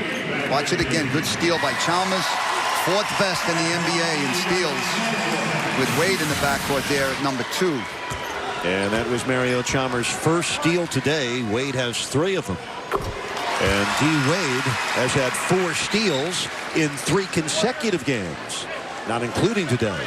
He also extended his 3-point streak to an 11th straight game. He has 9 consecutive games with at least 1 steal. And Chalmers, number 4 overall in the league, number 1 among all rookies in steals. Well, the Heat are 20 of 23 from the foul line in this game. Haslam has 8 points and 7 rebounds. We are even at 91. 7.5 minutes left. Kirilenko underneath. Hammers it home. Andre Kirilenko, he can hurt you in so many ways on each end of the court. No doubt at 6'9" with those long arms, he's come alive here in the fourth quarter. He did not play in the first matchup between these clubs. Neither did Boozer. Today they're both playing well. 16 points and 9 rebounds for Boozer. 12 points off the bench for Kirilenko. Eric, I think the official saw the second call right here. And I believe he was also assessed with a technical foul. No, you know what? I was watching this play. When James Jones went through the lane, Okor gave him a shot, and I think James Jones reacted, and Bill Spooner saw the second part of the play and gave James Jones a technical foul. That is out of the ordinary for the usually mild-mannered Miami native. And it's usually automatic for Korver at the foul line. He's a terrific foul shooter, 89%. Watch right here as he goes. See right there, Okor gave Jones a shot, and then Jones retaliated. I thought that Okor could have gotten a foul on the initial play. Now Kyle Korver converts the free throw. Korver has 17 points today. Korver twice this year has scored 20. That's his season high. Jazz ahead by 3. Wade comes up short. Tries to get his own rebound back. The chase is on. Wade and Williams, and a timeout for Utah. Williams called timeout while Wade was trying to tie him up. Good call by Williams. It's going to be Jazz ball up 3. A little over 7 minutes left in the fourth quarter. Watch the way these guys are hustling, man. You don't think these guys want this game, both sides? Look at the hustle that goes on here. Wade's trying to get back in it. Udonis gets after it. Williams is calling timeout as he's getting the ball. Utah ball when we come back. Miami Heat basketball on Sun Sports is being brought to you by Largo Honda. Still no Sharks. By the Florida Lottery, the all-new billion-dollar blockbuster scratch-off game from the Florida Lottery. With over $1 billion in prizes, you could win up to $10 million instantly. Play billion-dollar blockbuster today. And by Chevy. Find your Chevy today at ChevyDealer.com. Welcome back to the American Airlines Arena on a 6-game NBA Saturday. Our game's the only matinee. There are the other games tonight in the NBA. The Bulls have lost 3 in a row. They're trying to chase down the Bucks and get that 8th and final playoff spot. The Denver Nuggets, right now number 7 in the NBA's Western Conference, only a half game behind the Utah Jazz. All 4 of those games in the Central Time Zone. Under 7 minutes left in this fourth quarter. The Jazz on the move. Kirilenko misses the three. Moon brings down the rebound. Tony obviously a critical part of the game. But Jazz on a 9-2 run to take this 3-point lead. 6:40 remaining in the fourth quarter. Without Daquan Cook tonight, the Heat bench is being outscored 36-18 as Wade gets to the rim. Well, those are Dwayne Wade's first points of the fourth quarter. He's got 31 for the game. His 32nd game this year with at least 30 points. Almost half the Heat's games. Oh, how about that? That is vintage Utah basketball. Give and go. They get a layup. Deron Williams now with 20 points.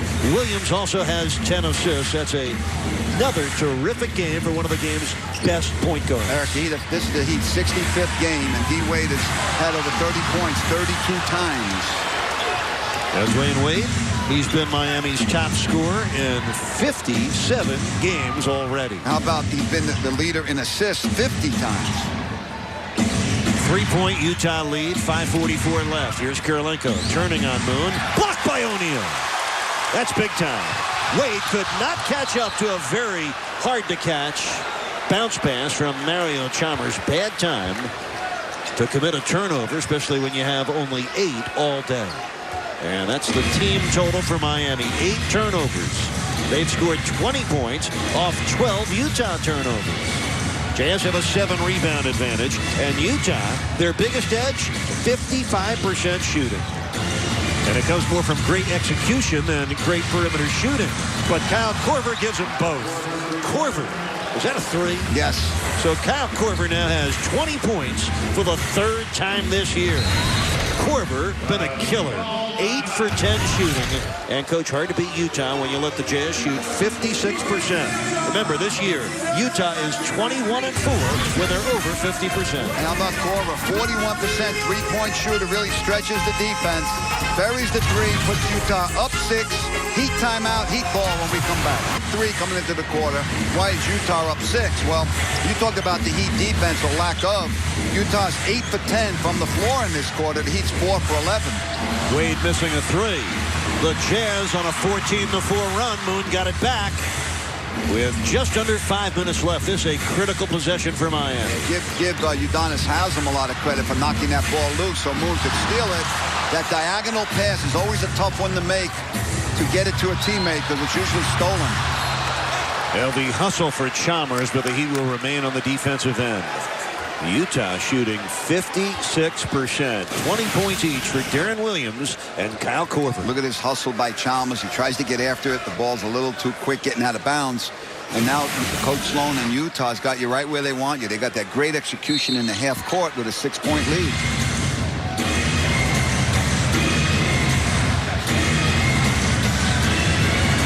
Moon on Kirilenko.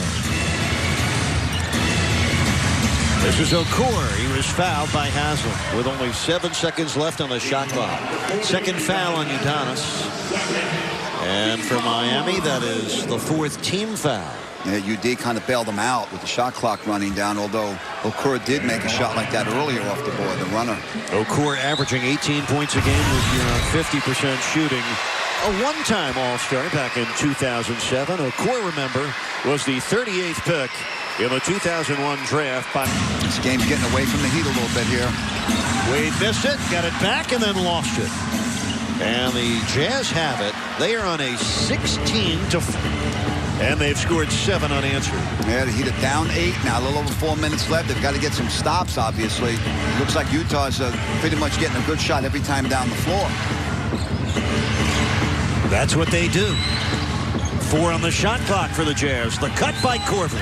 And the block. Loose ball rebound, knocked out of bounds by Miami. Eric Millsap is tough in there. He's the 3rd best offensive rebounder in the NBA at 3.5 a game. Watch a block by Wade. Oh, man. 1 second on the shot clock. Korver threw it up, and Millsap fought for the rebound, and the Heat knocked it out of bounds. So Dwayne Wade blocked that shot by Korver before it ever left Korver's hands. 8-point Utah lead, 3:40 left in the game. The bounce pass deflected by Chalmers, stolen by Wade. Here's Rio on the run. Hammered it down. Oh, he had to do that. Kirilenko might have blocked it.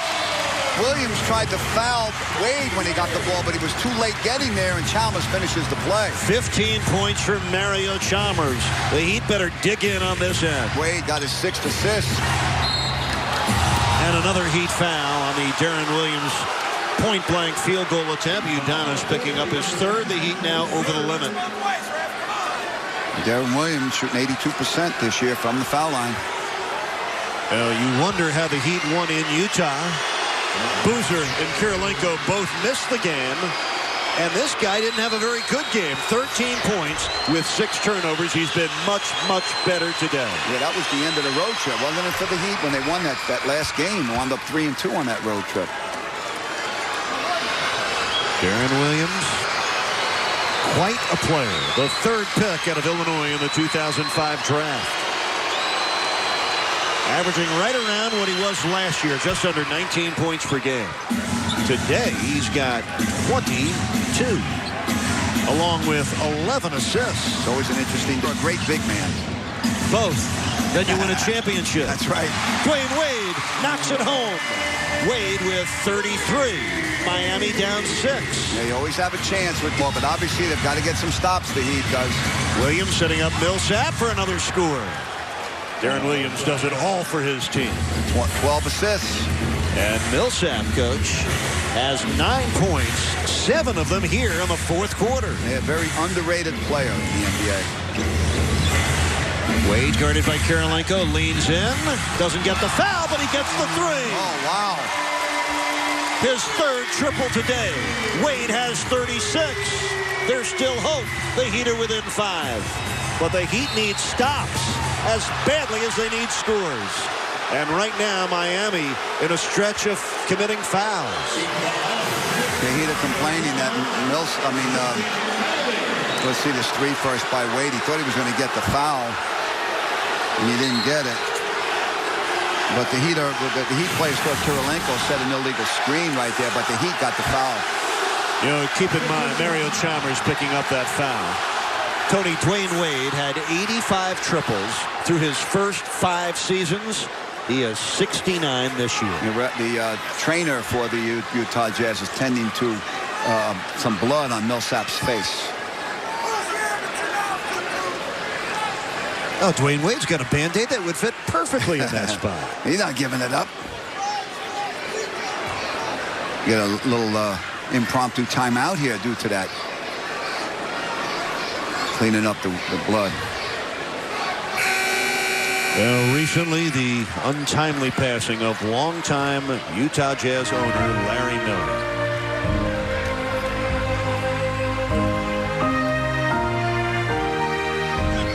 This was a great man for Salt Lake. He began his fortune with a series of car dealerships.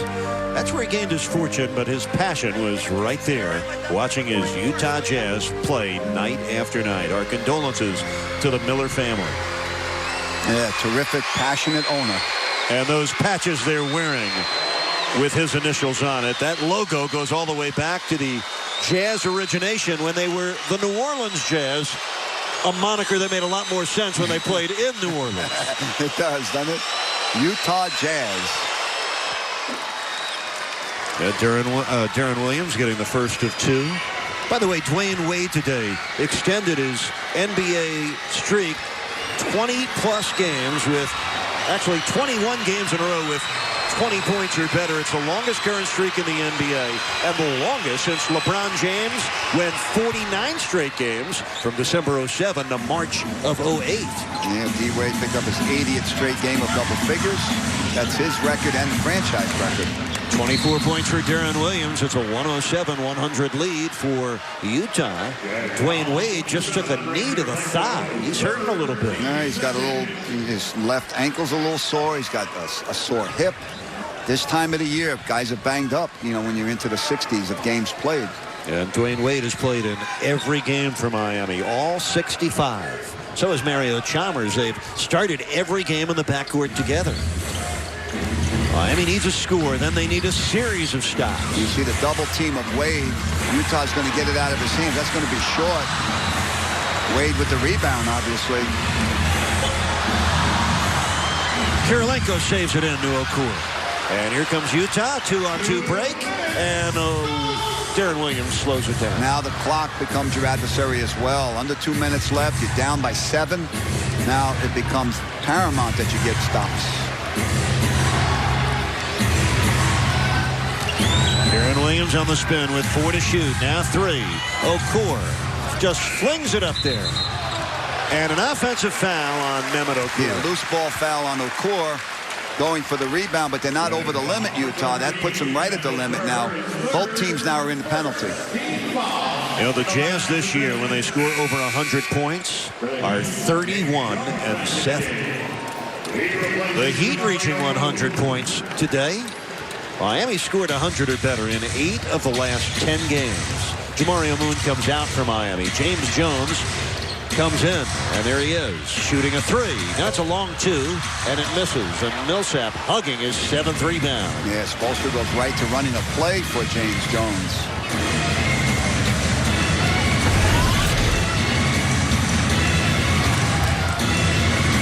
Now the Heat had a 26-5 record when they carried a lead into the 4th quarter. Yeah, 17-2 at home. They've been outscored in the 4th quarter today by 10. And the rebound of Jones with 1:02 left. Time's a wasting with a Heat down 7. Dwayne Wade has 36. The Heat need more, and Chalmers was fouled. Bad foul by Kirilenko. He's reaching in there with the ball, 30 feet, 26 feet from the basket. Stops the clock, puts a good foul shooter on the line. That's exactly what the Heat wanted there. Mario Chalmers, who's had 2 good games this year against the #1 pick in the NBA, Derrick Rose of the Bulls. Chalmers scoring 16 and 17 points against Rose this year. Chalmers today has 16 points. He's been in double figures in 6 of his last 7. He's now averaging over 10 points a game for Miami as Jermaine O'Neal steps off. Yeah, the Heat go smaller now with their defense. 4 perimeter guys and Udonis in the middle. Jermaine O'Neal today, a Heat high for him. He's got 20 points. Kirilenko finds Korver. An offensive foul. Wow. Kirilenko making back-to-back mistakes. A bad foul, and then a bad offensive foul as Moon took the hit. He giveth and taketh it away. He was paramount to giving this team a lead earlier in the quarter. And watch as he take the foul. Jamario Moon taking it. And now you've got the Heat are going to get Jermaine O'Neal back in the game. They're going to run offense-defense here if they can, if there's dead ball situations. So Jermaine comes in, Jamario goes out. The 2 players that came from Toronto in the deal that sent Sean Marion and Marcus Banks to the Raptors. How about that move by the Heat coaching staff? They get Moon in the game for defense, and he draws a charge. 45 seconds left. The Heat are down 5. They got to get a score here. Wade wanted 3. Guarded by the taller Kirilenko. He blows by him. Hands it off. Haslam dunks it home. D-Wade with his 7th assist. The Heat's down 3 now. They don't need the foul. Plenty of time on the clock. 33 seconds left in a thriller. Kirilenko from Millsap. Blocked by Jermaine O'Neal. Oh, wow. He blocked the dunk. 25 seconds left. Miami down 3. Here comes Wade. Out to Chalmers for 3. In and out. James Jones got the rebound. He also got fouled with 16 seconds left. The Heat will have possession, trailing by 3. Yeah, the Heat's going to go to the foul line. James Jones will go. What a great play by Jermaine O'Neal. Millsap goes to the basket. Watch O'Neal. We talked about how terrific he is blocking the shot with the left hand. That's textbook technique on how to block a shot of the guy driving to the basket with the right hand. Jermaine O'Neal, he knows how to do that. 30th all-time in block shots in the NBA. He's got 3 blocks today, over 1,500 in his NBA career, which has spanned 13 seasons. Not bad for a young man that came out of high school in Columbia, South Carolina, to the NBA some 13 years ago. Eric, Utah's got 1:20 and 1 full timeout left. Oh, it went off right. Miami ball. Miami's got 2 20s and a full left. Coach Spoelstra will use one of his timeouts, get them in a huddle, and see if they can run a good play here to get 2 points or 3, either tie it or take the lead. What a fortunate play for Miami after James Jones misses his 2nd free throw. Millsap has it go off his foot out of bounds. So now it's a 3 to win and a 2 to tie. Oh, you got to love it. Udonis Haslem does this to everybody. They try to keep him off the his offensive boards, and they wind up hitting the ball out of bounds. That's a team rebound for the Miami Heat. Full timeout for Coach Spoelstra. Let's see the play that they come out of the timeout with. See if he can get a good shot and tie or go ahead in this game. Yeah, what a pivotal play with 15 seconds left. Miami scored the last 5 points in a 39-second span just when it looked like it was lost.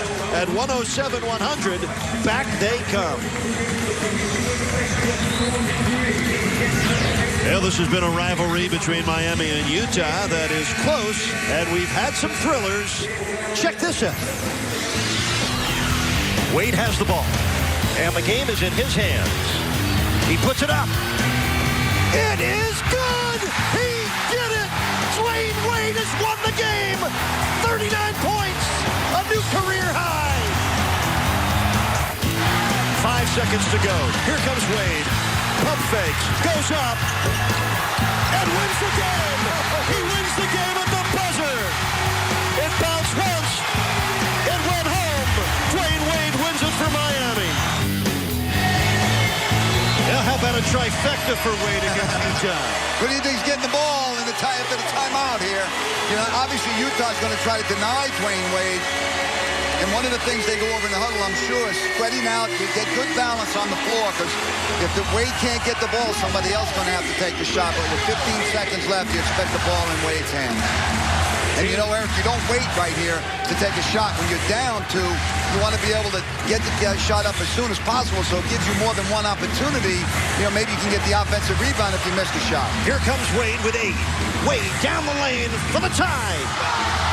Rebound, Jones, down he goes. And we get a foul with 3.9 seconds left. James Jones can tie it from the free throw line. How about when they inserted James Jones late in this game? They put him in to stretch the defense, maybe get a 3. He's really coming through on the interior of the Heat in the basket. As you can see, Wade missed it. Jones gets the rebound, gets knocked down. Looked like maybe Kirilenko. This is a shot that Wade usually makes. He'll get the rebound. Then he gets pushed by Korver, Kirilenko, take your pick. Well, the push was from Korver, but the foul was assessed to Kirilenko, and he's done. Andre Kirilenko fouls out of the game. It's the first foul out this year for a young man out of Moscow.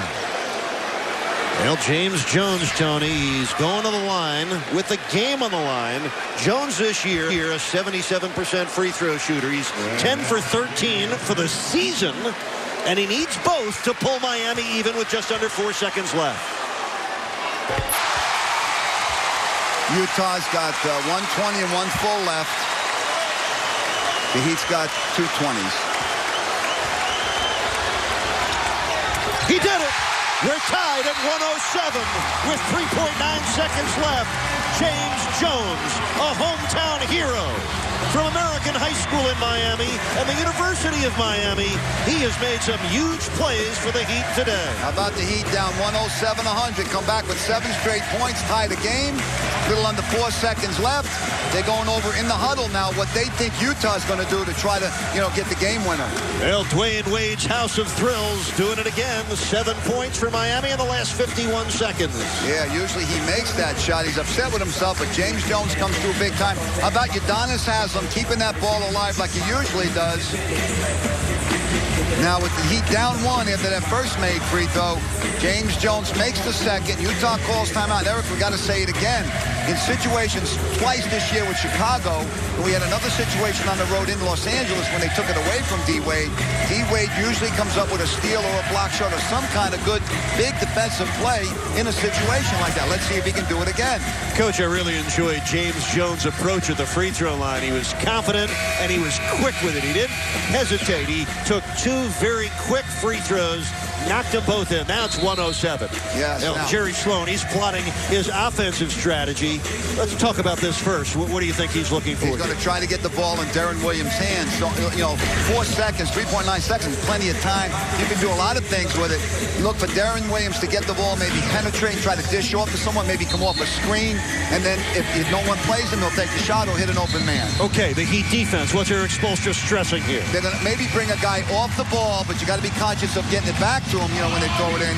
Maybe double team Deron Williams so he doesn't get the ball. Now Jermaine O'Neal's going back as a good shot blocker.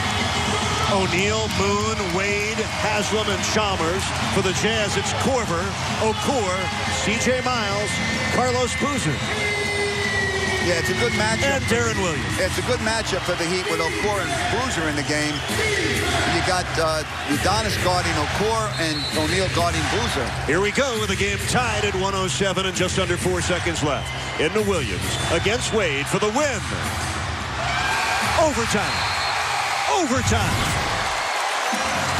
Well, for the second time in 3 games, and for the 5th time this year, Miami headed to an extra 5 minutes. Seconds to force overtime. Eric, the Heat are 4-0 in overtime, and the Utah Jazz are 1-1. Well, Dwayne Wade has 36 points. Jermaine O'Neal has 20. Mario Chalmers has 17. For Utah, Deron Williams, 24 points and 12 assists. Carlos Boozer has 16 points. Kyle Korver, 20 off the bench. Each team gets 3 timeouts in this overtime. 2 fulls and a 20. Jazz shot 52% through 4 quarters. Miami 45%. There's Okur getting a 3. It's important to get that first possession in overtime. Now you got the opposing team playing from behind. Okur's second triple today. He's got 75 on the year on 45% from downtown. Mehmet with 11 points in this game. So the Jazz ahead by 3. Jermaine O'Neal, he's got 20 points. Double team. 6 to shoot. It's Wade. This is Jones with 2 on the shot clock. Chalmers with an air ball. And the Heat with a 24-second violation. Good defense by Utah. They had everything covered that time. They double-teamed Jermaine O'Neal, and that forced the Heat to swing the ball and get stuck with the 24-second clock. Well, the Utah Jazz, a team that's won 15 of their last 17 games. The Miami Heat have won 5 of their last 7, including 3 straight here at home. Looking to sweep the season series from the Jazz, and you see how well you have to play to beat Utah. And the Heat, as we mentioned many times, they're going on a 4-game road trip. They like to get this home game before they go on that trip. Boozer has it rim in and out. Rebound batted around, finally claimed by Jermaine O'Neal. That's rebound number 6 for the Heat starting center. 3:43 left in overtime. Jazz ahead by 3. Wade for the tie. Boozer with his 10th rebound. So Carlos Boozer has his 9th double-double. Nice pass. This is Korver for 3. That's trouble. Yeah. That had trouble written all over it. Yes, the Heat are going to call timeout right here. They thought that O'Neal got pushed by Boozer at the other end, but no call. Kyle Korver has tripled 4 times in 6 attempts. He has a season-high 23 points. The former Creighton Blue Jay coming up in a big way today for Utah. The guy that shoots 41% from the 3-point line for his career. They find him open. He gives them the Jazz a 6-point lead.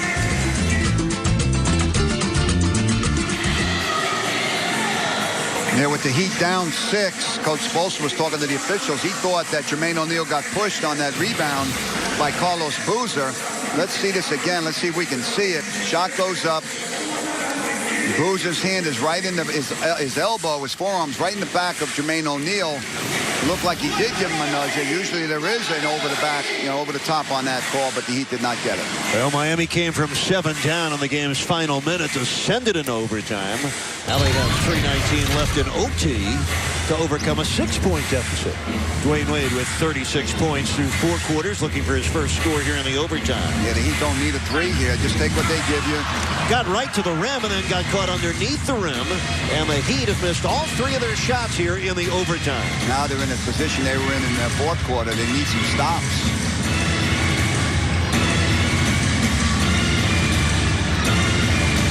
Deron Williams under composure always. Okur underneath. This is Korver.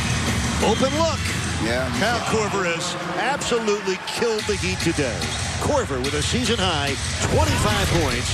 The Jazz have scored 8 straight here in overtime. You see how meticulous they are when they have the lead. They make the shot clock go down, and they get a good shot. Jermaine O'Neal in the low box. Comes in for the hook. Miami 0 for 4 in the overtime. And the Jazz have scored all 8 points in this extra session. They're up 115 to 107. I wonder what the statistics are in overtime about the first, who wins the game with the first team scoring in overtime. I bet you it's pretty high for the team that scores first. James Jones picking up the Heat foul, his second. Kyle Korver hurting the Heat all night. He's one of those rhythm shooters. He gets in a groove. He's very difficult to stop. The baseline out of bounds play going to the basket. And that one put him up 6 in overtime. Just burying shots from all over the place. He's very difficult to guard because he's coming off those screens. He just spots up when you're trying to play guys penetrating to the rim, especially Williams. You can't stop Williams one-on-one. And when you double team him and you help in the lane, he finds the open man. Coach, what's hurt Miami even more, 2 of the 3 field goals Utah's made in the overtime have been triples. The first score by Okur, and Kyle Korver a moment ago also with a 3. How about Williams? 24 points, 13 assists, 5 rebounds. Kyle Korver, who's in his second year as a member of the Utah Jazz. He only had 7 points when these clubs met in December in Utah. Boozer underneath, had it blocked by Jermaine O'Neal. And that is the 4th block shot today for Jermaine. But Miami still has not scored here in overtime. Small margin of error now. When you're down 8 under 2 minutes, you've got to execute at both ends. Wade against Ronnie Brewer. Turns the corner. Still going. Finds O'Neal for the easy score. 22 for Jermaine. 8th assist for Dwayne. Dwayne Wade has averaged 10.5 assists since the All-Star game, those 12 games previous to this game. That's incredible. What he has now is what he's averaging over the last 12 games. 36 points and 10 assists. He's a little under that in the assist department. Okur. It rolls off. Wade with a rebound. The Heat are down 6. Minute 24 left in the overtime. When you got this guy, you always have a chance. Dwayne Wade, 38. It's a 4-point game. Good use of a screen there. Now that he obviously needs to get a couple of more stops. 4 straight points for Miami now. The defense always, usually this team, the defense fuels their offense.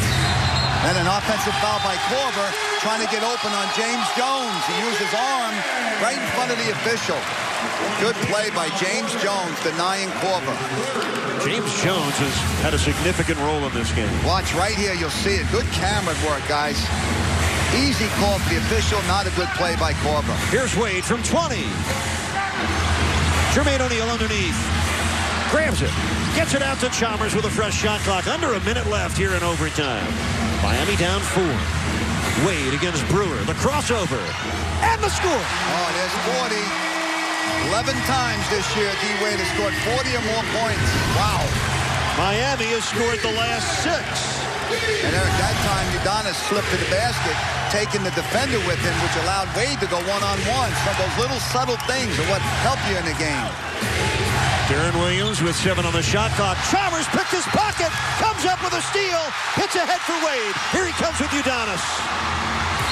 Haslam missed the dunk, but was fouled by Okur, and will have a chance to tie the game with 22 seconds left in overtime. How about Chalmers coming up big with a steal?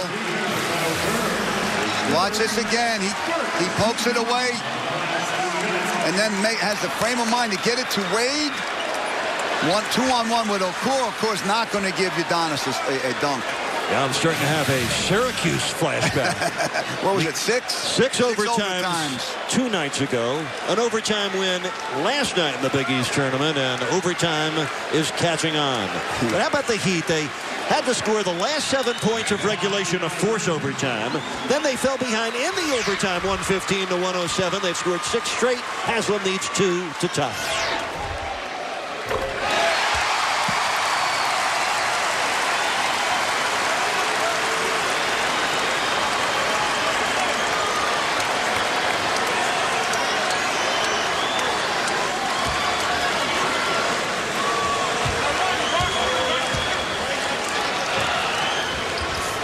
He did it. There it is.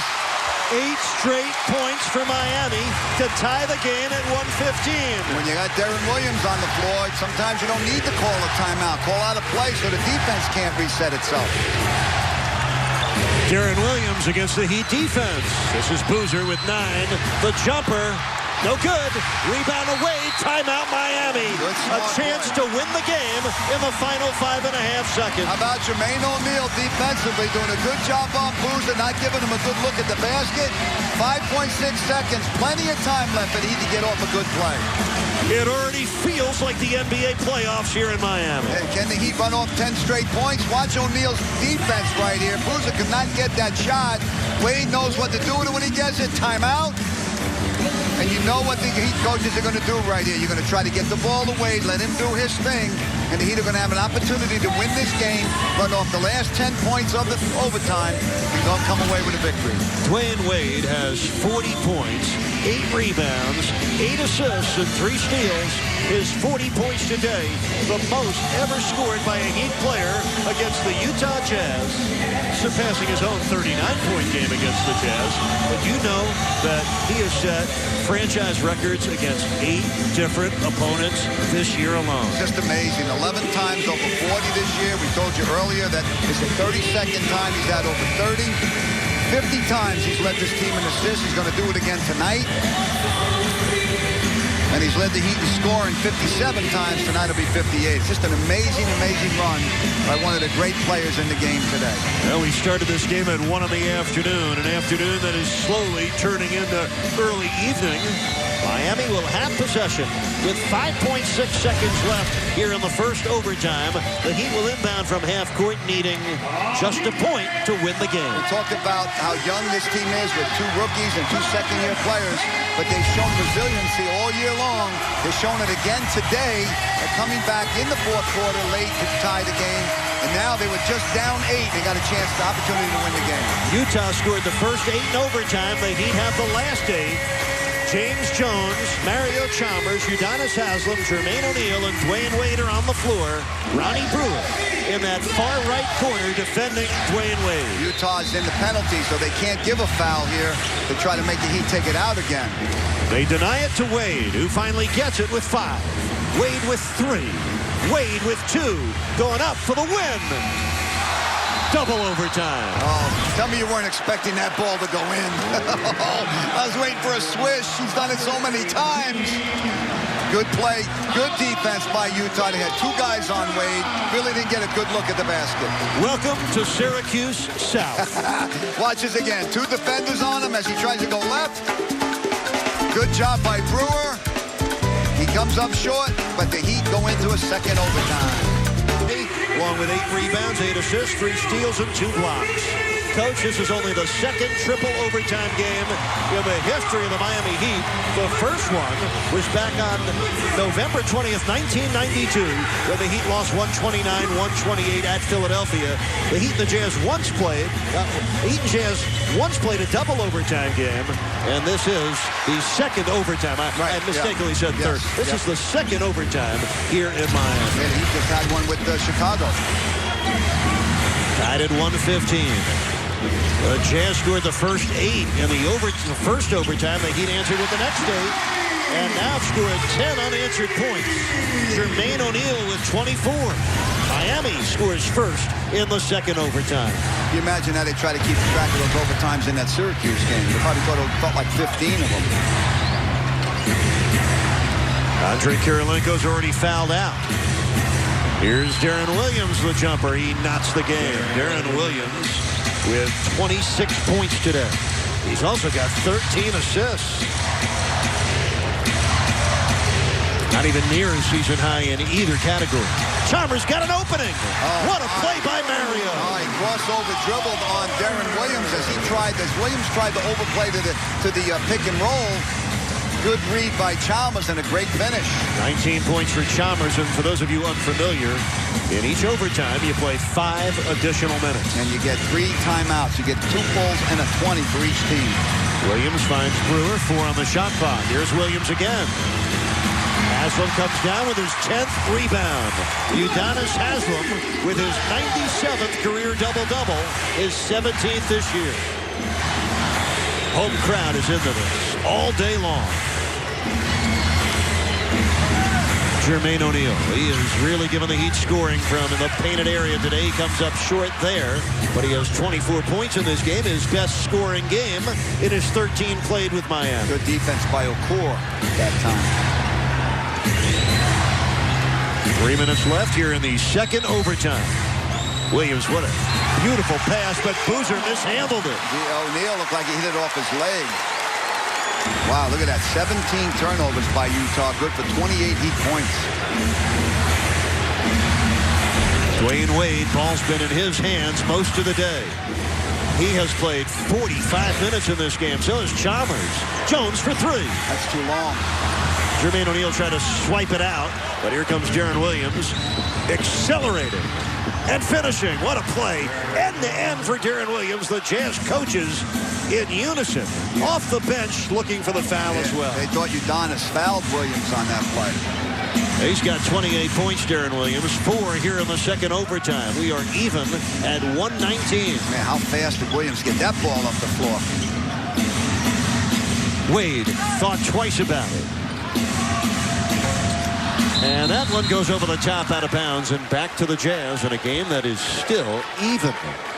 Brewer is doing a terrific job on D. Wade, making him work for the pass and then really playing good defense and not allowing Wade to get a clean look at the rim. Well, Dwayne Wade scoring 40 points or better for the 5th time in the last 8 games for Miami. Now you see why it was so important for him to get so much rest that he got earlier, and that's a foul by Udonis. Well, even with all that rest, Wade has played 46 minutes. Wade and Chalmers with 46 minutes. Udonis Haslam with 47 minutes. UD just picked up his 4th foul. You know, for the Jazz, the leading minute man, Mehmet Okur with 47. And you know who wants this game to go 5 or 6 overtimes? Philadelphia. The team the Heat's playing tomorrow. The 76ers played last night. Actually won at the Spectrum in Philadelphia. Final NBA game that will ever be played at the Spectrum. They beat Chicago 104-101. Thaddeus Young scored 31 for the 76ers. Carlos Boozer, he's got 17 points and 13 rebounds today. So Boozer gets both. The Jazz ahead by 2 with 2 minutes left here in double overtime. Now the Heat are playing in familiar territory, playing from behind. Wade drives to the paint, pulls up and hits. Dwayne Wade, his first points here in the second overtime. He's got 42 for the afternoon on 17 for 36 shooting. Boozer is passed down low, deflected, out of bounds. They say off Miami. I thought Korver hit it last. Yeah, it looked like Korver. It looked like it went off Korver from here. Let's see this again. Can't tell. All that matters is what the ref called anyway.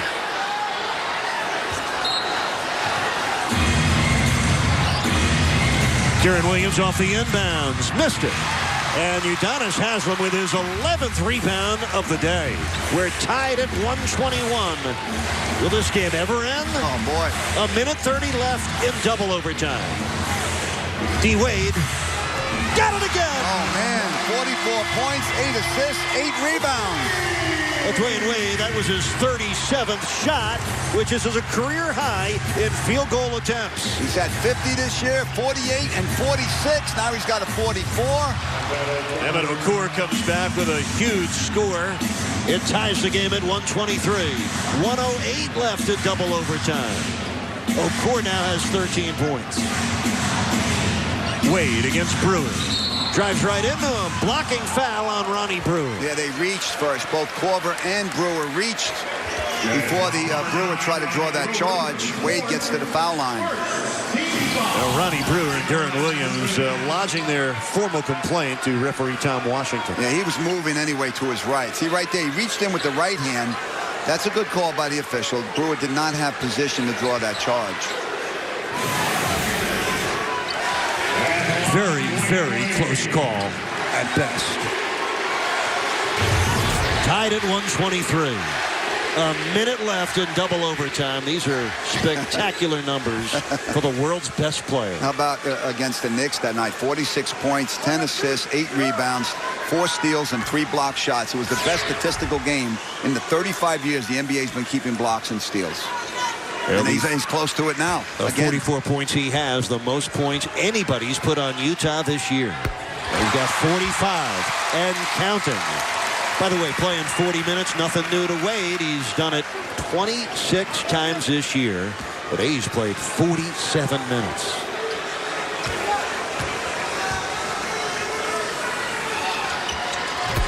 He made them both. Miami's up 2. He has 46. Under a minute left in double overtime. Can the Heat hold on? Wade has Miami's last 6 points.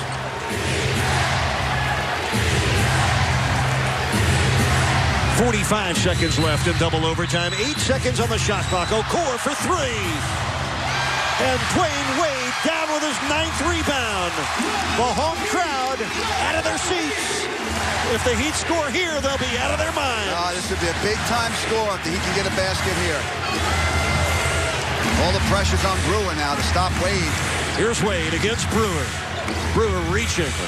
5 on the shot clock. Brewer won that battle. He tied him up for a jump ball with just under 20 seconds left here in double overtime. Wade knew he was in trouble. He tried to get a timeout, but Brewer already tied him up. Watch this. Wade's going to look at the official, try to get a timeout. Brewer reaches in. See, Wade's trying to call a timeout there, but Brewer already has his hands on it. Now, Eric, there's 5 seconds on the shot clock. If D. Wade wins this jump ball, the Heat are going to have 5 seconds to score. If Utah gets it, Brewer's going to try to tap it there. Wade's going to try to tap it here. Boy, that was a great, great defensive play by Ronnie Brewer. It was. Big jump ball. Wade has it, deflect out. Brewer has it. Shot clock is off. The Jazz, well, they can either tie it, win it, or lose it here. And they choose again, Jerry Sloan does, not to take a timeout. Brewer on the drive. Williams puts it up for the tie. He did it. With 3.4 left in double overtime. We're tied at 125. A timeout for Miami. Coach Spoelstra. The endless adventure. Coach Spoelstra called timeout before the Heat inbounded the ball. Otherwise, the Heat wouldn't have been allowed to get it at half court. Watch this again. This was not a good play by the Heat players. You know you got to get a timeout here, so you get it at half court. You're going to see Williams score. Now, Spoelstra at the other end is calling timeout with the official there. It's a good thing they put that rule in a few years ago that the coach is allowed to call timeout. Otherwise, the Heat wouldn't be allowed to get it at half court. You can't advance the ball and then call timeout and get it at half court. Not in the last 2 minutes of overtime or in the fourth quarter. So, all said and done, the Heat will have the ball on the side. 3.4 seconds left of a tie game in second overtime. What an incredible afternoon of basketball here in Miami. And this is the 4th game of a 5-game road trip for Utah. They will finish up tomorrow afternoon in Orlando at 4 o'clock. The Heat play the next 4 and 6 of their next 7 on the road beginning tomorrow in Philadelphia. 1 o'clock tip right here on Sun Sports. All right, Coach. Seems obvious. We know the Heat are going to want to get it to Wade. But Utah knows that as well. How does Spoelstra counter? Well, you know, you remember when Chicago tried to double-team Wade off the guy taking the ball out of bounds. Right now, look for the Heat. James Jones took it out last time. Let's see if the Heat have a play where if his man comes off him like he did last time, Wade can get it right back to Jones for a jumper. Dwayne Wade has 46 points in this game, along with 9 rebounds, 8 assists, 3 steals, and 2 blocks. If you're Jerry Sloan, obviously you want somebody else to try and beat you, not D. Wade. Well, right here for the Heat, it's win or go on to a 3rd overtime. Let's see who takes it out for the Heat. Looks like Mario Chalmers is going to take it out. He's got Jermaine O'Neal, James Jones, Udonis Haslem, and Dwayne Wade to choose from. 3.4 seconds left here in double overtime. They may go right inside to Jermaine O'Neal from out of bounds, but they're going to try to get it to Wade. Wade has it with 2, with 1, going up for the win. Oh, that time he got a great look at the basket, better than he did after the first overtime. Man, he's upset with himself. That's the one he usually buries. The Heat got the shot they wanted with the guy they wanted taking it. But we're going into a third overtime, and Tony DeLeo, the coach of Philadelphia, is smiling right now. Wade by Bruce playing excellent defense. Here's Jermaine O'Neal. What a score for Jermaine. Man. What a play. That's a move we haven't seen. Drop steps to the basket with about 3 seconds on the shot clock. 28 points for O'Neal. He's played 46 minutes. Twice in this third overtime, he's put the Heat ahead. And there he blocks his 5th shot today. Chalmers on the catch. Good job by Chalmers not to force that play. You see some of the maturity of Chalmers. Maybe earlier in the year he might have tried it, but now he's, as coach says, he's no longer a rookie. There he goes. It bounces off to Korver, and the Heat lead stays at 2. 2:25 left here in triple overtime. Chalmers from behind knocked it away from Williams. Right to D. Wade, and here comes Miami. Wade on the move, all the way. You see the way he picked his way through there. He looked to his right. He made the defender think he was going to pass it, and then he had the burst of speed to the rim. That's D. Wade at his best. My man's got 48 points. 19 for 39. The most field goal attempts in Heat history. Yeah, he usually doesn't have, he's not usually a volume shooter. You know, he shoots 50% for the season. Chalmers, there's Chalmers again, baby. Here he comes. Oh, my. Wow. Talk about picking pockets. The 4th best player, the 4th best in the NBA in steals.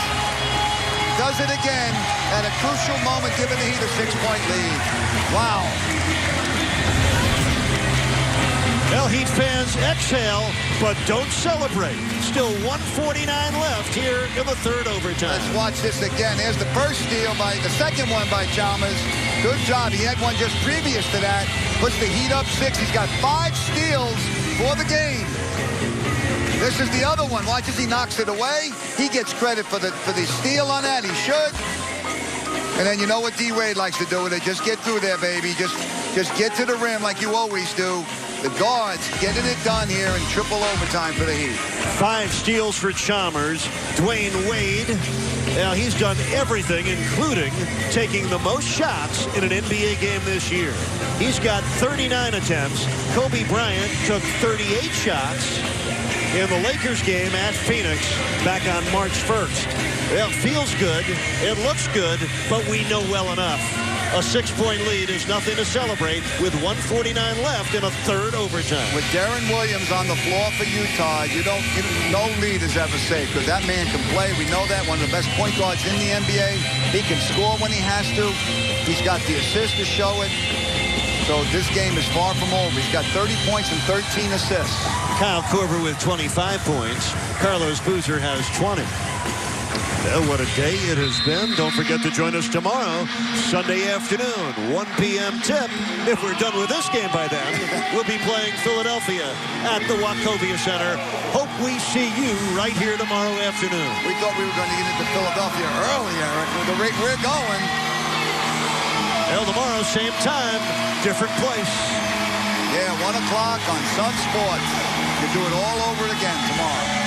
And that's an important game as well. How come you haven't renewed yet? These games are great. 1:44 left in triple overtime. Korver, he's got the hot hand.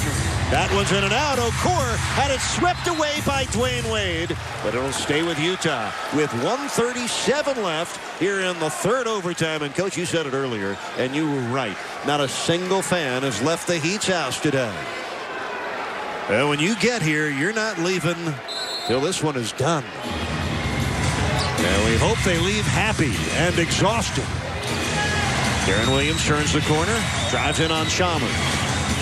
Boozer inside.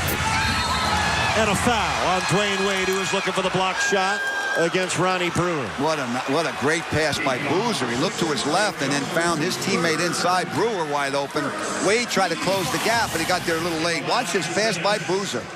Terrific. And you can see, yeah, Wade tried to get in there. Who's the foul on? Chalmers. It was on Chalmers. Third foul on Mario Chalmers. Heater up 6. Brewer makes it 5. And he's got an unusual rotation on his ball. Doesn't look like he's a good foul shooter, but he's making them. 73%. He scored 18 points in the first game between these two clubs. He's got 13 today. 5 of 7 from the line, and he flicks them both home. So 14 points for Brewer. Miami ahead by 4, a minute 20 left in the third overtime. Wade, 48 points. He and Mario Chalmers have both played 52 minutes, career high for both. Here's Jones for 3. Yes! 136 to 129. And Wade is 1 assist away from a triple-double. A minute left in triple overtime, and the Heat are ahead by 7, which matches their largest lead of the day. Wade with the steal. Heat have the ball. Chalmers against Williams. And the Heat wisely letting some time drain off that clock. Boozer commits the foul. Yeah, well, the Heat, they're down 7. Utah is, so they've got a foul. There's only 2 possessions left in this game with 45.5 seconds on the clock, but the Heat's going to get the ball on the side. Utah's not in the penalty. They are now. Watch this hustle by the Heat. Wade gets after it, dives after the loose ball, gets it to Udonis. So Dwayne Wade with 4 steals in this game. He and Chalmers have combined for 9 steals today. And Wade's going to the foul line to try to tie his career best of 50 that he made about 3 weeks ago. Well, 3 different Heat players setting career high in minutes. Dwayne Wade with 48 points, 10 boards, 9 assists. With the Heat up by 7, he'll shoot 2, and we'll let you hear the chorus. You think D-Wade knows that LeBron had 51 last night with a triple-double?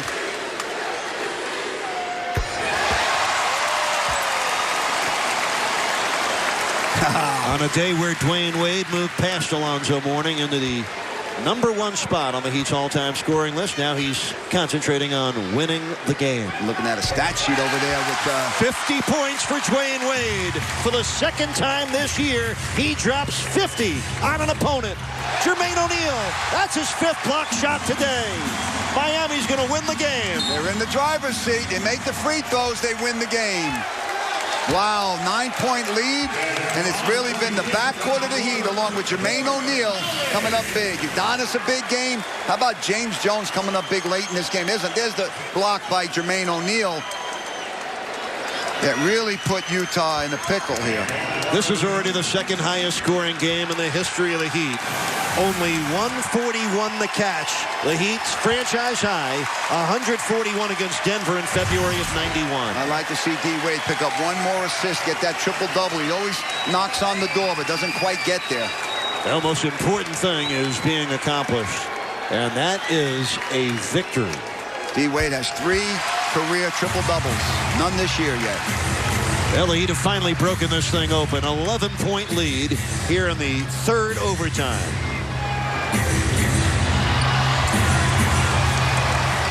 Well, 26 seconds left here in triple overtime. The clock is running out on Utah. The Heat have outscored the Jazz here in the 3rd overtime. 15-4, an emotional win. Wow. An exhausting win, and a meaningful victory for Miami with D-Wade getting 50. Yeah, he was trying to get that lob to O'Neal. That would have been the triple-double there. But he'll take the game, the stats, whatever it is, he'll take the win, man. That's all he's about. Well, the Heat have done it. The Heat have done it. They've won 10 of their last 11 against Utah. They sweep the series for the 4th time in the last 5 years. 140 to 129. The 2nd highest scoring game in Heat history. And Dwayne Wade, on a day where he became the Heat's all-time scoring leader, tied his own career high with 50 points for the 2nd time this month. Another exceptional performance by Wade and his Miami Heat. It took 3 overtimes, but the Heat win it. Miami's now won 3 in a row, 5 of 6, and 6 of their last 8 games. And it took a long time, but now the Heat's 18-2 when they have a lead at home going into the 4th quarter. Well, after winning 12 straight, the Jazz have dropped back-to-back games. Let's go to Jason Jackson. He's standing by with Mr. Ulster, and we'll visit with the block party that is Jermaine O'Neal. All coming up. Stay right there. This is Miami Heat basketball on Sun Sports.